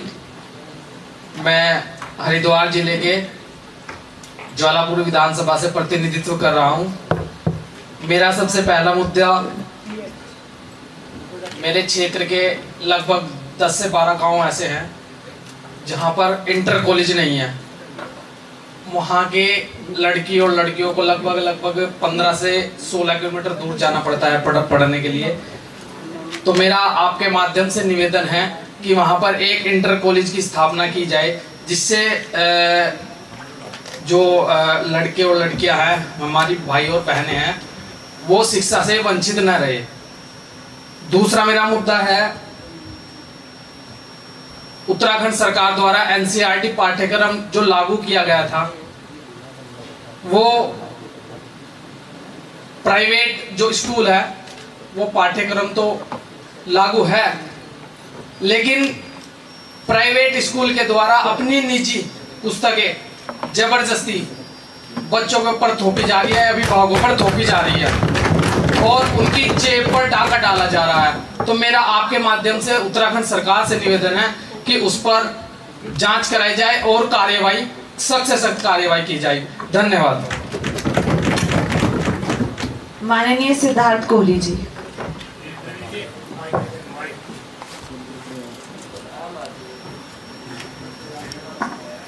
इनकलाब जिंदाबाद साथियों। मेरा मुद्दा है खड़िया खनन माफिया बागेश्वर। खड़िया यानी soap store, cosmetic, paper, rubber, telecom, pharmaceutical industry, हर जगह का रॉ मटेरियल है ये। कहा जाता है कि उत्तराखंड की सत्ता का रास्ता उस खनन की गहराइयों से निकलता है। काफी गंभीर है यह मुद्दा, क्योंकि जलवायु परिवर्तन के बारे में बात करना तो काफी आसान है, लेकिन खनन माफिया के बारे में कहना थोड़ा मुश्किल। भारत सरकार की आलोचना करना तो काफी आसान है, लेकिन अपने क्षेत्र के एक बाहुबली विधायक के खिलाफ कहना थोड़ा मुश्किल। मुझे आज बोलने देना, क्योंकि आज इन सब ने कुछ कहा रहता तो मुझे बोलने की जरूरत नहीं पड़ती। मैं उस बूढ़ी अम्मा से मिलके आया हूं जिसके एक बेटे को खनन माफिया ने मार दिया, उसकी जमीन छीन ली और दूसरे बेटे को उसी मर्डर केस में उम्र कैद। एम्प्लॉयमेंट, पलायन, फॉरेस्ट कंजर्वेशन, क्लाइमेट चेंज, सारी क्रांतियों की, आंदोलनों की तस्वीर इस खनन की धूल में धुंधली हो जाती है। सोचो जरा, इस धूल के पीछे क्या खो रहे, क्या पा रहे। मुनाफे की इस आंधी में कल अपना हम मिटा रहे हैं। और क्योंकि मैं केदारनाथ विधानसभा का भी प्रतिनिधि हूं, तो मेरे मुख्य 3 प्रश्न हैं केदारनाथ विधानसभा के लिए मेरी सरकार से। पहला तो ये ग्लेशियर लेक आउटबर्स्ट फ्लड ग्लोव, चौड़ाबाड़ी झील भी एक ग्लोव है जिसने 2013 में केदारनाथ फ्लड करवाया। तो ग्लोव को बचाने के लिए उनका संरक्षण करने के लिए हम क्या स्टेप ले रहे हैं। दूसरा ये है, मेरी केदारनाथ विधानसभा में सेमी हो, भैसारी हो, मैखंड और द्यूम के बीच का इलाका है, फ्लाटी हो, नाला गुप्तकाशी हो, अगस्तमुनि नगर पंचायत हो, पानी की बहुत दिक्कत है, उसके खिलाफ कोई एक्शन लेना जाना चाहिए। और हम डिजिटल इंडिया हो या फिर AI वगैरह बहुत सी बातें कर रहे हैं, लेकिन अभी कल आया ना ये माणा में अपना ग्लेशियर, अभी कुछ हो जाए सारे टेलीकॉम कनेक्टिविटी टूट जाएगी। कहाँ के आपके डिजास्टर मैनेजमेंट, कहाँ गए आपका डिजिटल इंडिया, सारे रेस्क्यू ऑपरेशन धरी की धरी। धन्यवाद। माननीय प्रतिपक्ष।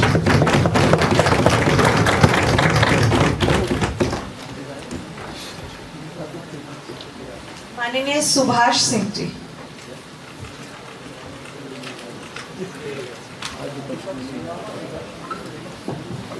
धन्यवाद अध्यक्ष महोदया जी, मुझे बोलने का मौका देने के लिए। मैं केदारनाथ विधानसभा क्षेत्र से आता हूं और इसीलिए मैं वहीं की समस्याओं के बारे में बात करूंगा। गुप्तकाशी नाला जितना भी ये क्षेत्र है, वहाँ के युवाओं के सामने एक बहुत बड़ी समस्या है विश्वविद्यालय की। एक ढंग का विश्वविद्यालय हमें गुप्तकाशी क्षेत्र के आसपास देखने को नहीं मिलता है, जबकि बहुत बड़ी यूथ पॉपुलेशन है। उन्हें अगर विश्वविद्यालय जाना है तो 75 किलोमीटर दूर श्रीनगर HNB में पढ़ने के लिए जाना पड़ता है। एवं दूसरी समस्या ये है कि जिले के अतिरिक्त किसी भी ब्लॉक में सुविधाजनक अस्पताल नहीं है, फिर चाहे हम बात उकीमठ की करें या जखूली की। यदि थोड़ी भी आपदा किसी इंसान पे आ जाए या तबीयत ज़्यादा खराब हो जाए तो उसे पहले तो रुद्रप्रयाग, और यदि रुद्रप्रयाग श्रीनगर से भी रेफर कर देते हैं तो जौलीग्रांट देहरादून लाने की नौबत पड़ जाती है, तो वहाँ अस्पताल की व्यवस्था की जाए। एवं तीसरा समस्या ये है कि क्षेत्र में रोड इंफ्रास्ट्रक्चर की कमी है। देहरादून से केदारनाथ जाने के लिए तो पूरी पक्की रोड है, लेकिन जो आसपास के गांव हैं उन्हें जो मेन मार्केट से जोड़ दिया है वो रोड अभी तक भी पूरी नहीं बनी है। और जो हमारे धाम है जैसे मधमेश्वर धाम, वहाँ तो पूरी रोड भी अभी तक नहीं गई है। राशि गोंडार अगर आप लोग जाओगे तो वहाँ अभी भी रोड कट ही रही है, वहाँ रोड अभी तक पूरी गई भी नहीं है। एवं तीसरी बात युवाओं के लिए रोजगार की समस्या है। जो 2 मई को श्री केदारनाथ धाम के कपाट खुल जाएंगे, वहाँ मेरा ये मानना है कि जो रोजगार है वहाँ वरीयता लोकल लोगों को दी जाए एवं स्वच्छता का विशेष ध्यान रखा जाए। अगर हम कंपैरिजन करें, माननीय प्रतिपक्षी थोड़ा जल्दी करना। यस मैम, अगर हम कंपैरिजन करें केदारनाथ मार्ग में स्वच्छता की एवं श्री वैष्णो माता में स्वच्छता की, तो इन कंपैरिजन वैष्णो माता में बहुत अच्छी स्वच्छता होती है, जिसके लिए हमारे केदारनाथ क्षेत्र में भी उतनी अच्छी स्वच्छता की व्यवस्था होनी चाहिए। धन्यवाद। माननीय शशांक सिंह जी। धन्यवाद अध्यक्ष महोदय। मैं सर्वप्रथम यहाँ पे जैसे कि हमने युवा विधानसभा का आयोजन किया है, तो मैं सबसे पहले एक बहुत ही मुख्य बिंदु है युवाओं का ही, वो है मैं सरकार से आग्रह करूंगा, विनम्र निवेदन करूंगा कि जो छात्र संघ चुनाव पिछले वर्ष स्थगित कर दिए गए थे, इस बार उन्हें फिर से सुचारू रूप से विश्वविद्यालयों के साथ सामंजस्य बिठा के फिर से सुचारू रूप से लाया जाए, क्योंकि जैसे हम राजनीति की पहली सीढ़ी चढ़ रहे हैं, तो छात्र संघ चुनाव एक छात्र प्रतिनिधि के लिए बहुत ही जरूरी होते हैं। दूसरा, मैं रायपुर विधानसभा का यहाँ पे प्रतिनिधित्व कर रहा हूँ। इस विधानसभा में अभी मेरे मित्र ने साथी विधायक ने बताया कि रायपुर से थानो क्षेत्र में जो वो जॉली ग्रांट एयरपोर्ट पड़ता है, उसका वहाँ से यहाँ तक की जो सड़क का चौड़ीकरण होना है, उस पर भी मैं सरकार को एक सुझाव देना चाहूँगा कि जो वो पेड़ काट रहे हैं उसकी बजाय अगर वो जो देहरादून से दिल्ली एलिवेटेड वो सड़क बनी है, वैसा ही एक अगर यहाँ पे फ्लाईओवर टाइप का बनाएंगे तो मेरे हिसाब से काफ़ी पेड़ बच सकते हैं। तीसरा, मैम हमारे विधानसभा में एक मुख्य विद्यालय है, राजकीय स्नातकोत्तर महाविद्यालय मालदेवता। इसमें जो 80% आबादी है वो पहाड़ी क्षेत्र के छात्र छात्राओं की है, क्योंकि जो शहरी क्षेत्र रायपुर विधानसभा का है वो डीएवी डीबीएस जैसे महाविद्यालयों में पढ़ लेता है। तो जो मेरे महाविद्यालय में पहाड़ी क्षेत्र से जो विद्यार्थी आते हैं उनको एक एक दिन का 200 रुपए किराया देना पड़ता है। तो मैं सरकार से आग्रह करूंगा कि उनके लिए फ्री कुछ वाहनों की सुविधाएं उपलब्ध कराई जाएं। और एक मैं साथ में एक CUET का मुद्दा भी यहाँ उठाना चाहूँगा, क्योंकि कई पहाड़ में ऐसे क्षेत्र हैं जहाँ पे अभी तक हमारा इंटरनेट सेवाएं नहीं पहुँची हैं, जिससे छात्र छात्राओं को जो सेंट्रल यूनिवर्सिटीज़ में एंट्रेंस एग्जाम की सुविधा CUET का एग्जाम होता है वो उन तक नहीं पहुंच पाता नोटिफिकेशन। तो मैं सरकार से ये भी आग्रह करूंगा कि जो CUET का एग्जाम है उसे 12वीं के जो बोर्ड की परीक्षाएं होती है उन्हीं में से एक दिन सम्मिलित किया जाए, और साथ ही जो उसका शुल्क है उसमें थोड़ा सा कमी किए जाए। अभी के हिसाब से जहाँ तक मुझे पता है 750 रुपये एक फॉर्म का शुल्क है, तो मैं चाहता हूँ इसे 100-200 रुपये, ताकि गरीब से गरीब आर्थिक स्थिति से तंग बच्चा भी इसे कर पाए, भर पाए। और एक लास्ट मुद्दा एक लास्ट मुद्दा यही है मेरा कि मेरे विधानसभा क्षेत्र में काफ़ी सारी मलिन बस्तियां भी आती हैं जो बहुत ही दुर्घटना प्रभावित क्षेत्रों में भी बसी हुई हैं। तो मेरा सरकार से भी आग्रह है कि अगर इस पर भी कुछ कर सकती है सरकार तो मैं उनका बहुत ही आभार प्रकट करूंगा। धन्यवाद। माननीय आशीष नेगी जी।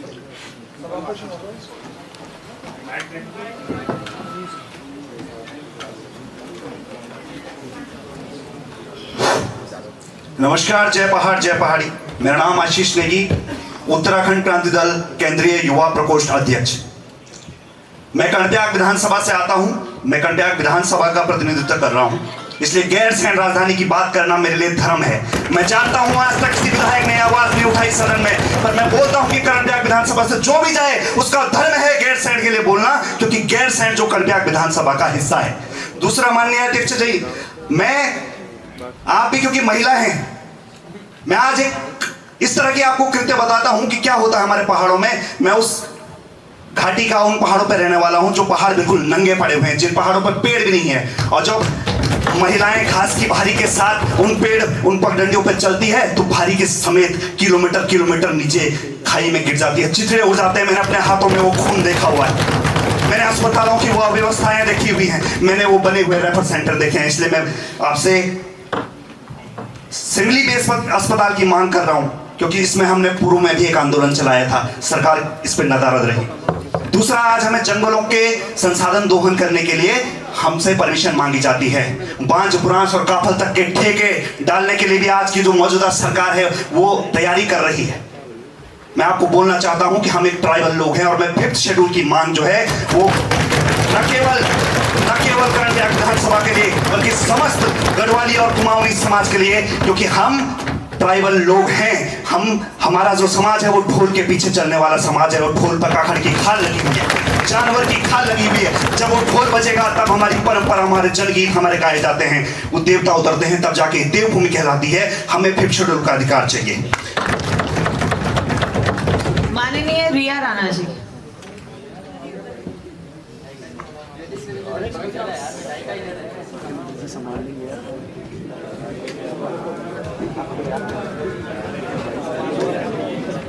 माननीय अध्यक्ष महोदय जी, मैं देवराग विधानसभा से आती हूँ। सदस्यगण शांति बनाए रखें प्लीज।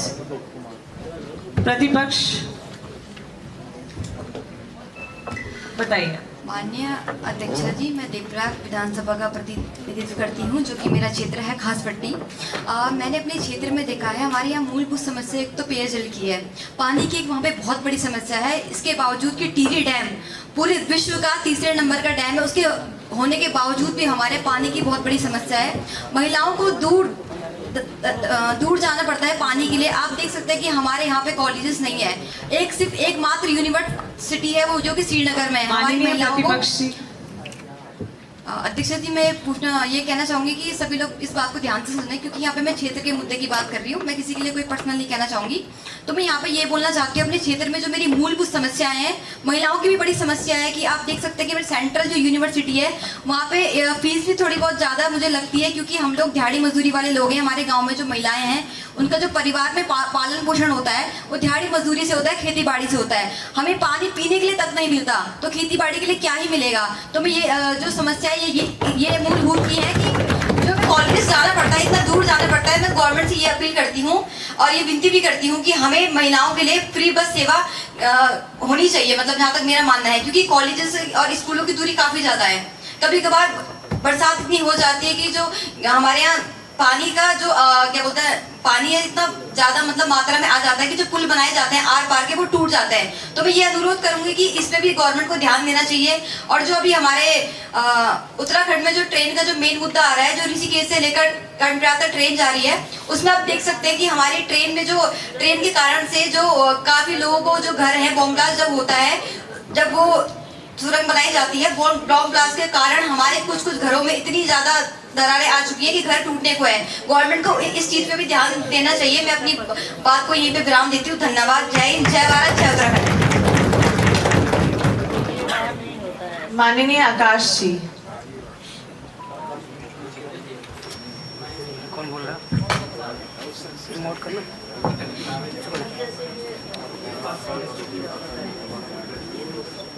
धन्यवाद अध्यक्ष जी। मैं आपको कोई और व्यक्ति आकाश है ना? आकाश कोई और ठीक है आप धन्यवाद अध्यक्ष जी, मुझे बोलने का अवसर प्रदान करा। मैं पौड़ी जिले से संबंध रखता हूँ। मेरी जो विधानसभा वो लेंसीडॉन है, उसको रिप्रेजेंट कर रहा हूँ यहाँ पे। मेरा जो संबंध है वो दुमाकोट क्षेत्र से है।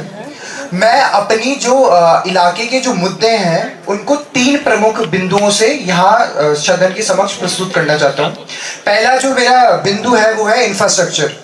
सरकार काफी दावे करती है कि हमने सड़कें बनाई, हॉस्पिटल बनाए, काफी सारे इंफ्रास्ट्रक्चर प्रोवाइड करवाए, लेकिन मैं आप सभी सदन में जितने भी बैठे हुए हैं सबका ध्यान आकर्षित करना चाहता हूँ इस ओर। एक घटना आपको सबको बताना चाहता हूँ। जो दुमाकोट क्षेत्र में एक खुटीड़ा गांव है, वहां पर एक व्यक्ति की पेट में मामूली सा दर्द हुआ उसे, और उसे कंधों पर लाद कर हॉस्पिटल जब लाया गया दुमाकोट में, तो वहां पर जो हॉस्पिटल की सामग्री उपलब्ध न होने के कारण उसे नैनीडांडे रेफर किया जाता है, और नैनीडांडे में भी हॉस्पिटल में सामग्री उपलब्ध न होने के कारण उसे रामनगर रेफर किया जाता है, और रामनगर में जाते जाते उसकी जान चली जाती है। ये बहुत ही शर्मनाक बात है। और मैं कहना चाहता हूँ, जब इतनी पॉलिसीज बनाई जाती हैं तो सड़क पे जमीन में क्यों नहीं उतरती हैं। दूसरा मेरा जो बिंदु है वो है एनिमल मैन कॉन्फ्लिक्ट। हमारे जो क्षेत्र है उसके पास में जिम कॉर्बेट नेशनल पार्क पड़ता है। जब वहां पर सभी को पता है वहाँ पे बाघों का संरक्षण किया जाता है। जब वहाँ के बाघ बूढ़े हो जाते हैं तो उन्हें हमारे क्षेत्र में छोड़ा जाता है, जो कि हमारे जो माँ बहनें होती हैं जो गांव में घास लेने जाती हैं उनको मार दिया जाता है या उनको खा दिया जाता है, बकरियां खा दी जाती हैं।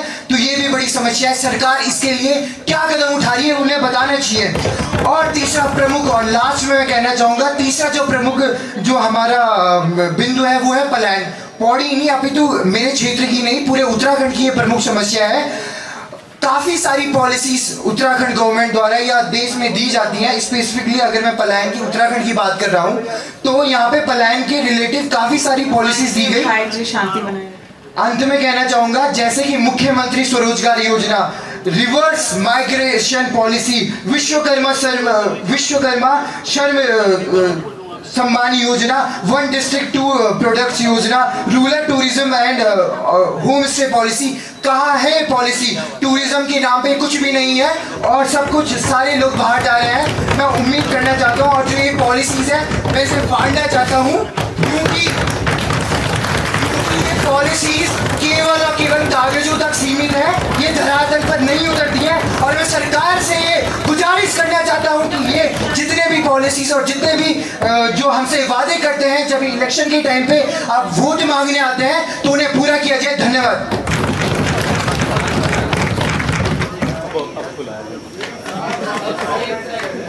माननीय विपिन सिंह जी।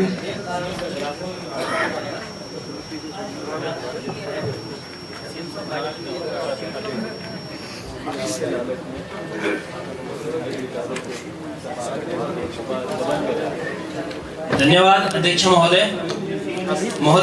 मैं विपिन सिंह यमुनोत्री विधानसभा का प्रतिनिधित्व करते हुए, महोदय मेरी विधानसभा क्षेत्र में 2 मुख्य नगर आते हैं, एक बड़कोट दूसरा चिन्याली सौड़।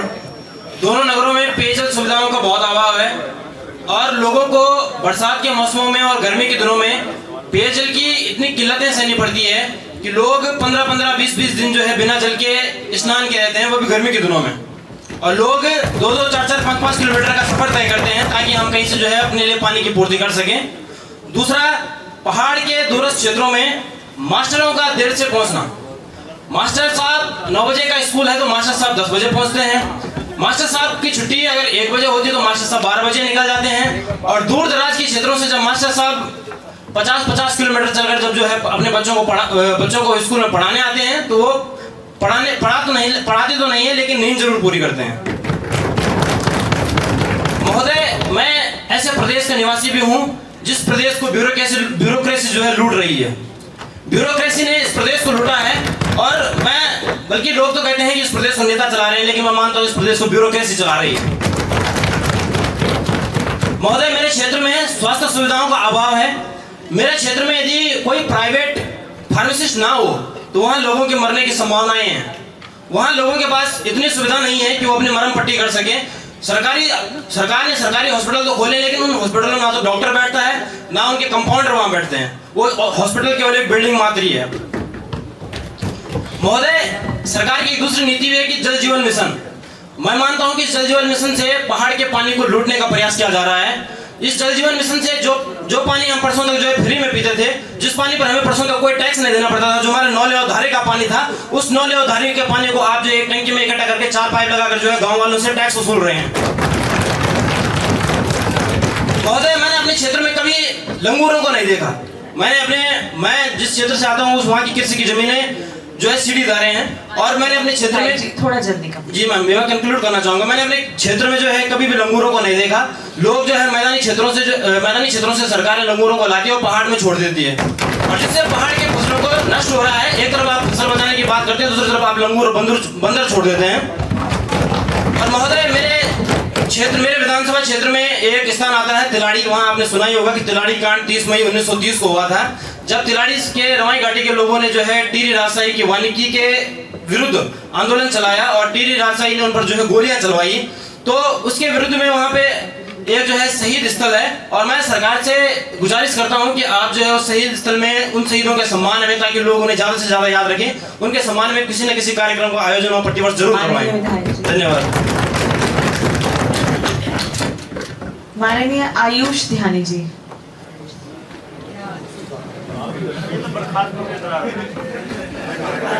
मुझको डर भी लग रहा है बहुत, क्योंकि मेरा नाम भी आयुषी है। और देखो, आज मैं बहुत खुश भी हूँ क्योंकि केदारनाथ से भी लोग यहाँ पर आए हैं। और मैं बस ये बोलना चाहूँगा कि यहाँ से बात बहुत साधारण तरीके से जाएगी कि केदारनाथ का सोना और चंदा जो लूटा गया है उस पर जो है विस्तृत जांच होनी चाहिए। साथ ही में मैं ये भी कहना चाहूँगा कि हाथ जोड़कर विनम्र विनती करता हूँ कि दिल्ली में बोलने से स्टार प्रचारक के तौर पर कि यहाँ पर निर्भया थी, यहाँ पर भी अंकिता थी, उस पर कार्रवाई करी जाए और 25 सालों तक इस प्रदेश की हर सरकार ने बस यहाँ की जनता के हाथ में झुंझुना पकड़ाया है और कुछ नहीं। उसके बाद मुझे बड़ा गर्व होता है कि डीएवी महाविद्यालय प्रदेश के सबसे बड़े महाविद्यालय ने प्रदेश के और अलग अलग देश के प्रधानमंत्रियों को भी दिया। परंतु दुख इस बात का होता है जब यहाँ से डीएवी के छात्र नेता वहां पर जाते हैं कि हमारे यहाँ पर शिक्षक नहीं है पढ़ाने के लिए, तो वो कहते हैं कि 12,000 सीटों में से आप 6,000 सीटों बच्चों की कर दो।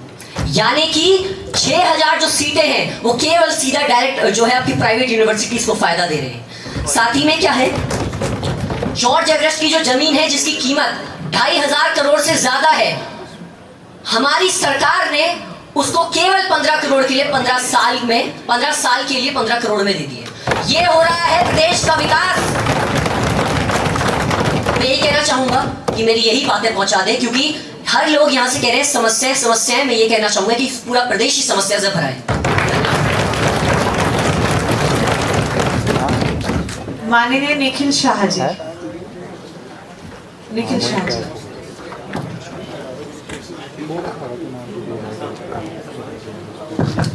माननीय अध्यक्ष जी, आपका बहुत बहुत धन्यवाद। मैं टिहरी जिले के जौनपुर ब्लॉक से संबंधित हूँ। तो जो मेरी वहाँ पे पट्टी है, लालूर पट्टी, मैं वहाँ से आपको बताना चाहूँगा, क्योंकि मेरे जो गांव में विद्यालय है वहाँ पे करीबन 60 या 70 बच्चे पढ़ते हैं। आई थिंक मुझे लगता है ज़्यादा ही बच्चे पढ़ते हैं। तो उन बच्चों को पढ़ाने के लिए पूरे विद्यालय में एक ही अध्यापक वहाँ पे अध्ययनरत है। वहाँ पे कोई भी विद्यालय नहीं है। और बाकी वहाँ से मेरे गाँव से 4 या 5 किलोमीटर की दूरी पे जो राजकीय इंटर कॉलेज है, वहाँ पे मेरे हिसाब से 500 या 600 बच्चे अपनी पढ़ाई करते हैं। और उस विद्यालय में भी 500-600 बच्चों को पढ़ाने के लिए मात्र 5 अध्यापक जो वहाँ पे है अध्ययनरत है। तो ये कैसा विकास है। और मैं आपको देहरादून डिस्ट्रिक्ट की बात बताना चाहूँगा कि मैं राजीव गांधी नवोदय विद्यालय से पढ़ा हुआ विद्यार्थी हूँ। वहाँ पर भी मैंने वहाँ से 7 साल में 12th कर ली है, पर वहाँ पे जितनी भी टीचरों की पोस्टें खाली थी वो पोस्टें आज तक भरी नहीं गई है। तो मेरा सरकार से यही गुजारिश है कि जिस भी विद्यालय में टीचरों की कमी है उसे जल्द से जल्द पूरी की जाए। क्योंकि सरकार जो क्या करती है, न्यूज़पेपर में आपका विधेयक निकाल देती है कि टीचरों की भर्ती निकाली है। मैं इतने सालों से न्यूज़पेपर में देख रहा हूँ पर वो टीचरों की भर्ती पूरी नहीं की गई है। तो मेरी सरकार से यही गुजारिश है कि जल्दी से जल्दी टीचरों की नियुक्ति की जाए और विद्यालयों में भेजा जाए। धन्यवाद।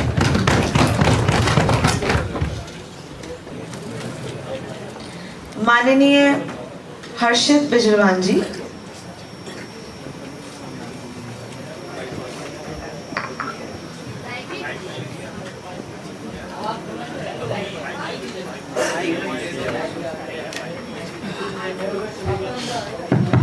जय वासु देवता।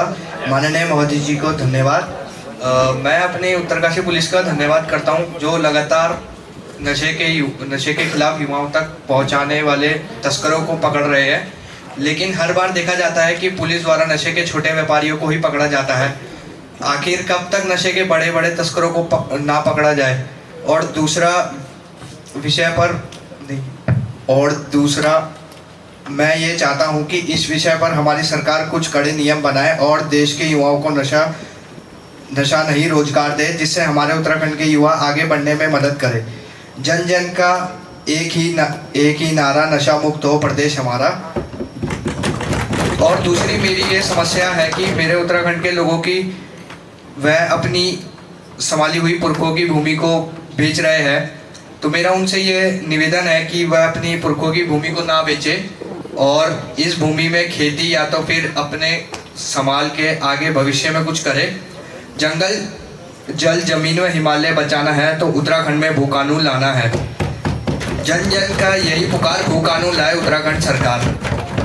और मैम मेरा एक क्वेश्चन था कि जैसे ST/SC और OBC होते हैं तो इनको जैसे प्राथमिकता मिल जाती है, तो जो इनके आने वाली जनरेशन होती है तो उनको मतलब क्यों मिलती है प्राथमिकता?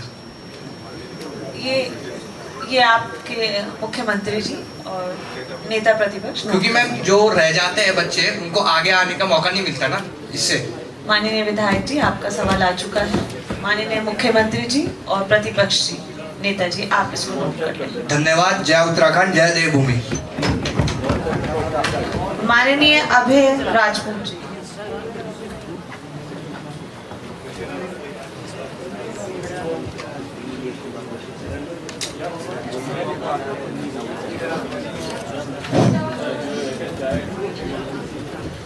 धन्यवाद अध्यक्ष महोदय जी।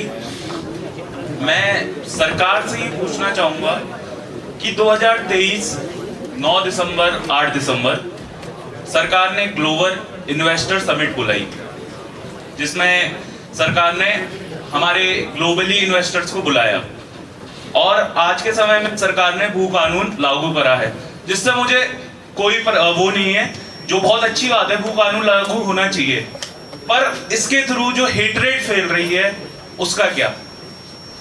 जो प्रदेशवासी जब उत्तराखंड बना भी नहीं था वो पहले से बसे हैं, बट उनकी रूट्स किसी और स्टेट से जुड़ी हुई हैं, तो उनके खिलाफ ऐसी हेटरेट क्यों है? और दूसरी बात मैं ये कहना चाहूंगा कि हमने सब मुद्दों पे बात करी। हमारी गवर्नमेंट की रीढ़ की हड्डियां जो हैं वो हैं गवर्नमेंट एम्प्लॉयज। उनकी प्रोडक्टिविटी पे सवाल इसलिए आता है कि करप्शन बढ़ता जा रहा है।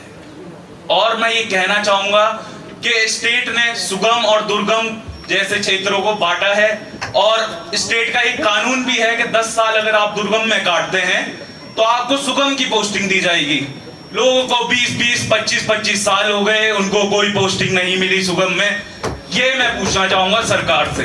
माननीय विधायक जी, जल्दी कंक्लूड करें। और लास्ट में मैं एक सजेशन देना चाहूंगा कि हम सभी युवा हैं और मैं चाहता हूं कि हमारी यंगर जनरेशन को हमारे स्कूलों में, प्राथमिक स्कूलों में इको ब्रिक का कॉन्सेप्ट अभी से लॉन्च हो जाए, ताकि हमारे आने वाली फ्यूचर जनरेशन को पता चल सके कि हम प्लास्टिक वेस्ट जनरेट करके उसका अच्छे से यूज कैसे कर सकते हैं। धन्यवाद। माननीय यश सिंघल जी।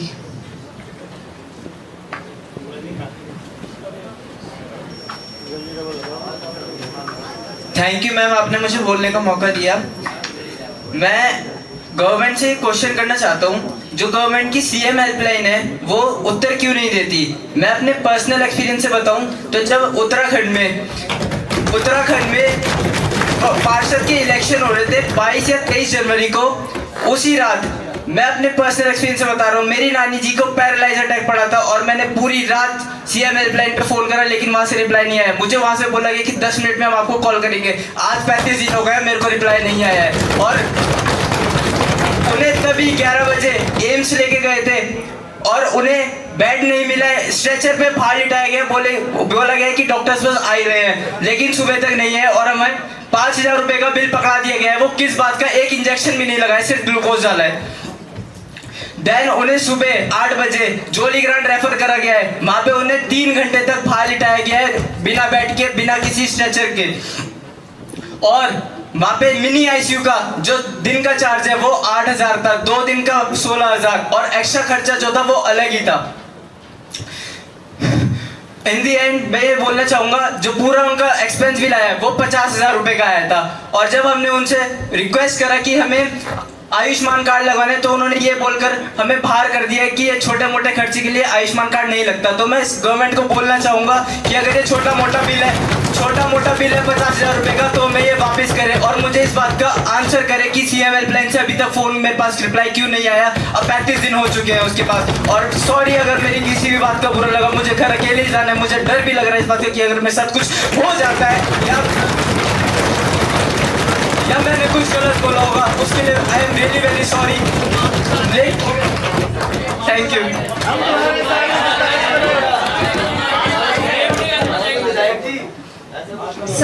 सदस्यगण शांति और गरिमा बनाए रखें विधानसभा की। माननीय रिद्धि अजमानी जी, शांति बनाए रखें। माननीय विधायक जी,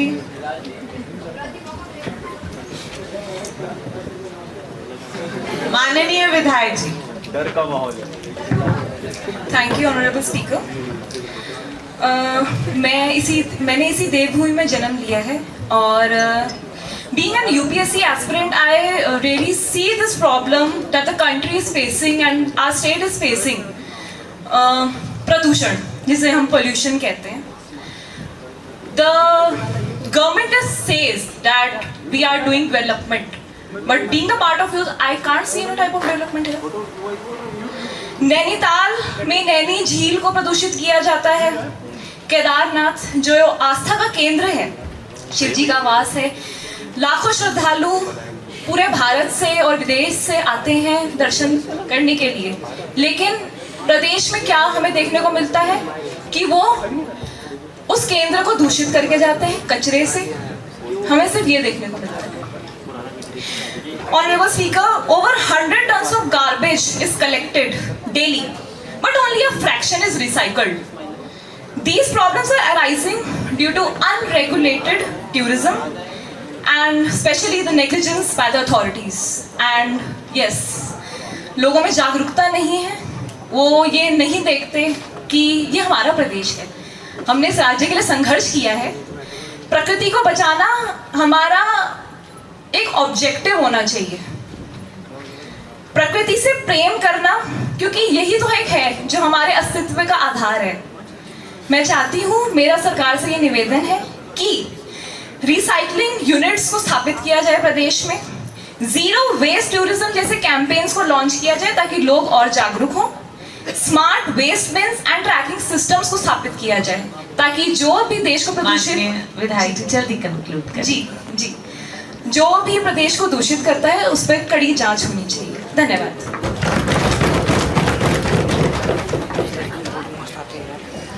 माननीय गौरव सती जी, गौरव सती जी उपस्थित है।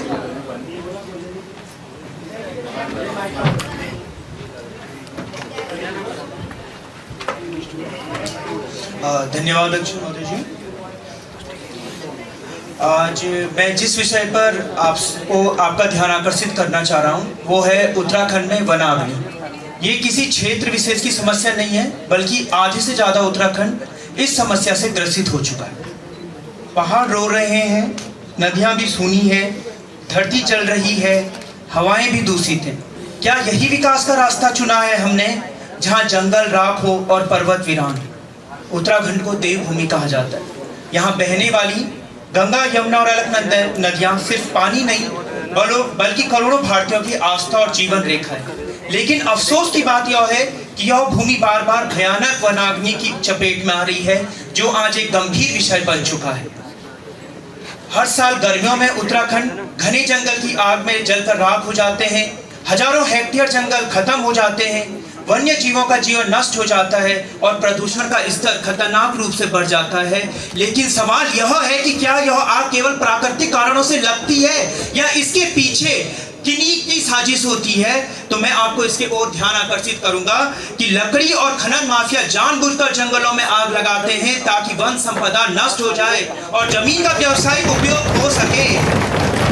सरकार और प्रशासन हर साल आंखें मूंदकर बैठ जाते हैं जब तक कि जंगल राख नहीं हो जाते। वन विभाग के पर्याप्त संसाधन नहीं है, ना तो आधुनिक फायर फाइटिंग सिस्टम है और ना आग की रोकथाम के लिए कोई ठोस नीति है। एक पंक्ति में आपको 4 पंक्तियों से बताना चाहूंगा। धुआं जल उठा जंगल से पर आंखें बंद रही, पेड़ जलते रहे और सरकार चुप रही, जो फर्ज था हिफाजत का वो रह गया अधूरा। अब क्या पेड़ों की राख से भरेंगे हम सिंदूरा? अब केवल निंदा से काम नहीं चलेगा अध्यक्ष महोदय, ठोस कदम उठाने होंगे और मैं सरकार से अनुरोध करना चाहूंगा इसके लिए पर्यावरण सुरक्षा नीति लागू की जाए, अनियंत्रित निर्माण और खनन पर रोक लगे, पर्यावरण के अनुकूल टूरिज्म बने, वन विभाग को मजबूत किया जाए, जंगल की आग रोकने के लिए आधुनिक तकनीकों का उपयोग हो, स्थानीय समुदायों को फॉरेस्ट गार्ड बनाकर उन्हें सुरक्षा में शामिल किया जाए, आपदा प्रबंधन को प्रभावी बनाया जाए, संवेदनशील इलाकों में स्थायी राहत केंद्र बनाए जाएं, आपदा पूर्वानुमान और अलर्ट सिस्टम को मजबूत किया जाए, हाइड्रो पावर और बड़ी प्रोजेक्ट्स की समीक्षा हो, नदियों के साथ छेड़छाड़ बंद की जाए, तभी हम लोग क्या करेंगे, वनाग्नि को रोक पाएंगे। धन्यवाद। धन्यवाद माननीय विधायिका जी, अध्यक्षता जी। जी मेरे को लगा नहीं था मेरा नाम आज आएगा। धन्यवाद, अब आ चुका है। और मैं आपसे एक जानना चाहूंगा, आपने किस हिसाब से नाम लिए? पहले तो क्रमांक से लिए जा रहे थे, 19वां नंबर आती है, आपने नाम गायब कर दिया। खैर छोड़िए, मुद्दे पे आते हैं, समय कम है, आप मुद्दे पे आते हैं। मुद्दे पे आइए, आपको स्पेशल समय दिया। जी मैं पहाड़ी क्षेत्र से आता हूँ, पहाड़ की बात करूंगा तो क्षेत्रवाद में कहलाऊंगा, बट कोई नहीं, मैं उसी में बात करता हूँ। मैं धारचूला विधानसभा से आता हूँ। हमारा विधानसभा आपदा केंद्र है। इस सरकार ने उसको, एक कहावत कहते हैं ना, आपदा को अवसर में बदलने वाला कार्य कर दिया है। हमारे यहाँ पर 2013 बाढ़ में 10-10 लाख के घर बह गए, तो मुआवजे में सरकार ने 50,000 रुपए थमा दिए। अब 50,000 में दीवार बनाए या घर बनाए? आप शांति बनाए रखें। हमारा विधानसभा फौजियों के लिए माना जाता है। हमारे विधानसभा में 50 किलोमीटर की रेंज में सिर्फ एक एटीएम है। अगर एक फौजी दिन में एक बार भी जाए तो सुबह जाके रात को घर वापस आता है। क्या इसके लिए हम देश से लड़ाई कर रहे हैं? और टूरिज्म के ऊपर बात चलती है। खैर, मैं तो युवा विधायक हूँ, हमारे तो विधायक की बात भी संसद में नहीं सुनी जाती है। तो टूरिज्म के ऊपर जो बजट आता है, बजट पिथौरागढ़ तक पहुँचते बोलते जीरो बता। माननीय विधायक जी, आपका समय समाप्त होने वाला है। बिल्कुल जल्दी बिल्कुल। हम छात्र शक्ति राष्ट्र शक्ति की बात करते हैं, बट ये छात्र यहाँ से बाहर निकलते रोड में, ये छात्र यहाँ से निकलते रोड में डंडी मार्च का यहाँ पर शिकार हो जाते हैं। क्या यही हम यहाँ पर सदन में बात करने के लिए बैठे हैं, या छात्रों की इज्जत बाहर भी होगी? और एक मेरा लास्ट क्वेश्चन है कि मुंशारी में हम लोग बीएससी में मैथ्स के टीचर नहीं थे, हम 4 साल से डंडे खा रहे थे, इस साल जाके बीएससी के टीचर आए हैं, और कितना हमको संघर्ष करना पड़ेगा और टीचर लाने के लिए, ये हमको कृपया आंसर सरकार से मिल जाना चाहिए। माननीय विधायक जी, आपकी बात आ चुकी है, आप बैठिए। धन्यवाद। और कृपया करके मेरे को अगले टॉपिक में बोलने का मौका पक्का दीजिएगा। धन्यवाद। माननीय आदित्य प्रताप सिंह जी।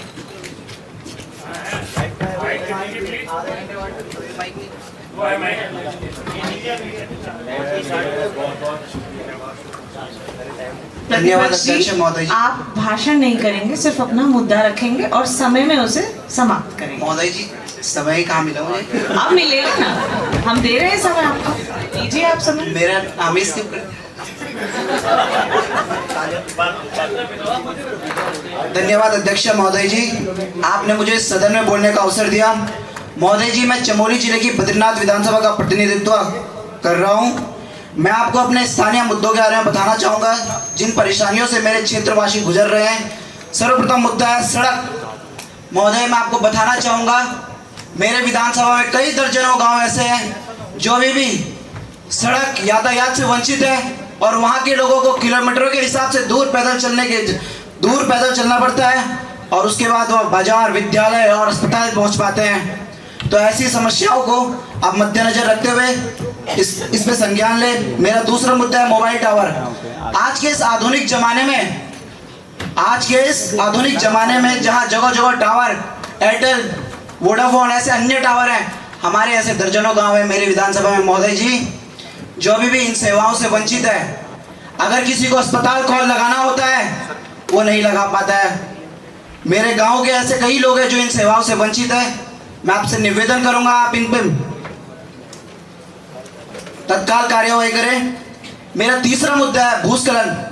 महोदय, मैं आपको बताना चाहूंगा, मेरी विधानसभा 4 धाम से जुड़ती है, और भूस्खलन वहां कभी भी हो जाता है, जिसके कारण 4 धाम यात्रा में की गति धीमी हो जाती है।